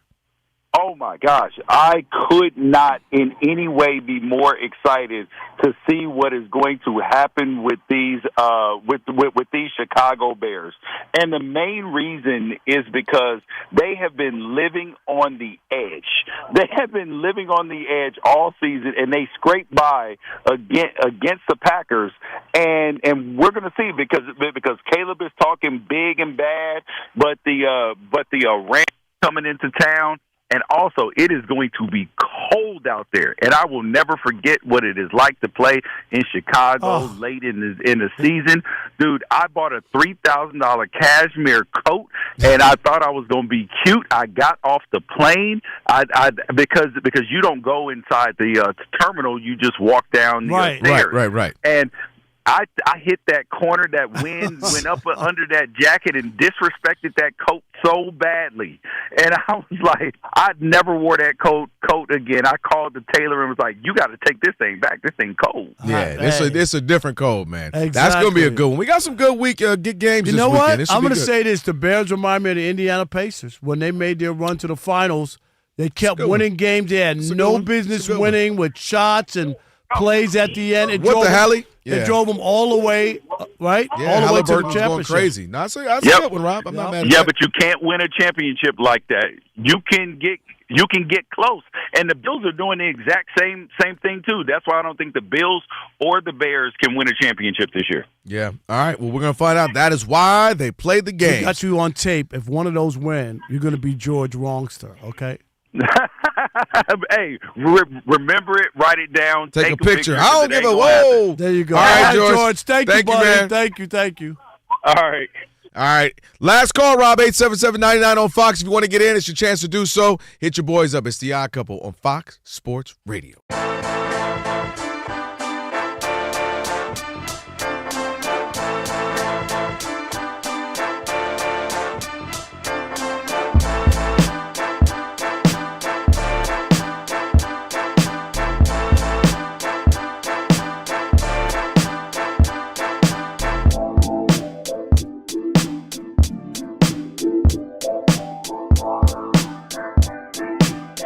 The game, obviously, on Saturday, the Packers and the Bears. And what a game for the ages. Once again, a Bears score 25 points in the fourth quarter playoff game. Kelvin, 25 points in the fourth quarter in a playoff game? Crazy. They were down 21-3 at the half. We saw the Falcons blow a 28-3 lead at halftime in a Super Bowl, but 21-3. in that game. And the Bears, they tried a lot of stuff. They went up for fourth downs early on. Nothing was really clicking. They struggled. And in the second half, Caleb Williams comes through with big throw after big throw. He was amazing. And Kelvin, I've been a believer the whole way through. I believe. Sorry. And I'm even more of a believer because of his wherewithal to not give up. Like struggle. Like it's easy to be like, we can't just do not this. Our night. It's not right. We just can't do this. And that 4th and 8 play where he's rolling to his left, there's a guy grabbing his leg, and he throws into 4 defenders and hits the receiver on a dime. Might be one of the greatest throws I've seen. And I'm not trying to hyperbole or what. I'm just talking about for the moment, the season. That falls incomplete, season's over. That is what the throw was. And I don't know. And I know you've had questions about him. Other people have. We had that scout. Remember last year? He's a bust. Remember that? Yeah. We had him on. See, that's crazy. Daniel Kelly. We both argued with that. Because I was a glass half full guy when his first season. Because, I kept saying Eberflus, not a good coach. When people were coming out his rookie season, I'm like, dude, he had a terrible coach. Ain't what we talked about. Lost him like 3 or 4 games that rookie season. Yeah, Eberflus was terrible. Yeah. But here's the other thing, too. And there were people, let's not forget, the Justin Fields camp who hung signs up there, who did not want Caleb, who was like, we're making a mistake, go draft somebody else, keep Justin Fields, whatever. Where are those people today? They cannot honestly see what they've seen from this guy and this team that refuses. I don't care what the score is. How do you not go into a game confident that you can win any game? You don't want to have to pull every game out, but I'm just saying it's that stuff that I'm really impressed by. But I'm going to say it. I'm a believer. I told you this earlier in the year. I was all the way in on Caleb. There was something about him, and that game just really solidified what I'm looking at. And the scary part is that this is his first year with Ben Johnson. You think he's done learning or growing? That's the scary. I know you do, but you get what I'm saying? This is year 1. He's going to clean up a lot of stuff. They will get better together. Coming off a year like this, it doesn't matter. They can lose on Sunday or whatever, right? And if they win, oh my God. But you know what I'm saying. Like, you have something to build on 1 year together. That's all I'm going to say. So I'm going to work backwards here. The reason why I said I hope you're wrong, but you're obviously right in that, Ben, just as because not only are you right about Caleb, this is Ben Johnson's first year with him, meaning, let me really see what he is, what he's got, what his talents are, his strengths, his weaknesses. And they're going to get better and better. Because the things that Ben Johnson just having, he was with the Lions for so long, things that he loves, consistency and accuracy. And, Jared Goff is literally leading the league in completion percentage and all that. The scary part is, and this is where you and I, when we were having our conversations throughout the season, all I was saying was the scary thing about them was that room to improve with Caleb because he'd be off schedule. He'd have the off-target throws. He'd have the incompletions. And he had it again the first half, and they look bad, and you're like, dang, what's going on? They got weapons everywhere. They have the number 2 rushing attack. Like, what is going on? I think a couple of things are going on. Their defense isn't great in and of itself. That's a big part too. They get great. They get turnovers. So if you just look at the numbers, they're not great just defensively as far as stopping the run and stopping the pass. But they were number 1, number 2 in turnovers. So they almost got a few. They got some balls. They got some strips, but it didn't bounce their way. I think the defense became great in the second half of saying, "Hey, we're going to get you the ball back. You guys start making that Caleb magic happen." And he was able to do that. That throw you talk about running full speed left. Being chased. A guy on your ankle. Throwing across your body in the 3 or 4 Packers and landing right there on the numbers. That's an all-time playoff throw. Period. I don't care who the person. That was an all-time throw for Caleb. Now, that was an all-time throw period for That's the your game season, and season right. on the line. That's amazing the season. throw. And I do think that is what has made, again, him frustrating at times, because I can imagine if you're a OCD-like, buttoned up to the T guy like a Ben Johnson, you're like, you're that guy.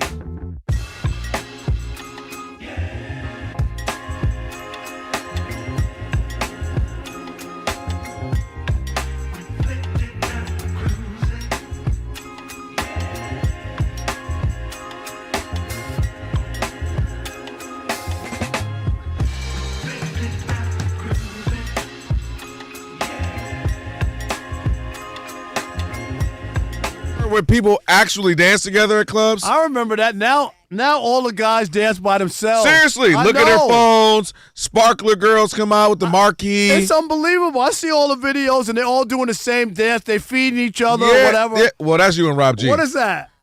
That's you and Rob G. Rob G I feeding see you. all that. Yeah, that's their eating. You know what I'm saying? We eating. Yeah, but they feeding each other. Yeah, when you put it that way, it is a little weird. Right? Used to go to club to go. The girls sweating out their hair. How do you think we girls feel these days? Y'all ain't no better. Y'all on the sideline. This what y'all look like. Right. That's all y'all do. Dance. That's because the boys took over the dance. Whatever happened to dance with, and I blame DJs. All right, y'all, we gonna tone it down. This one's for the lady. Go grab that lady you've been waiting for all night. Yeah, all right. Whatever happened to that? That ain't happening because they ain't buying no drinks. Well, because they can't. Because you got to buy out a whole section and spend $5,000. All right. I'm sorry. There we go. You would think I was in the club Last the way I got call time. passionate about know. that. You married all these years worried about what's going on in You the know club. why? Because all my single friends, it's so hot out here. Man, it's telling you don't understand. It's different out here in these streets. Blah, blah, blah, blah, blah. It is, though. It is. It is. All That's why I got trash talk for not dating. Yeah, well, hey, all right. Don't miss your blessing. You better come get your blessing. If you missed any of today's show, it's been a great one, by the way, if I may say so myself. Catch the podcast. Lee's working on that. Search The Odd Couple wherever you get your podcast right after the show, and today's pod's going to be posted. Be sure to follow the podcast, rate it 5 stars, and you can even provide a review. And again, just search The Odd Couple wherever you get your podcast. You're going to find today's full version and a best of version right after we get off the air. It's time now for Last Call.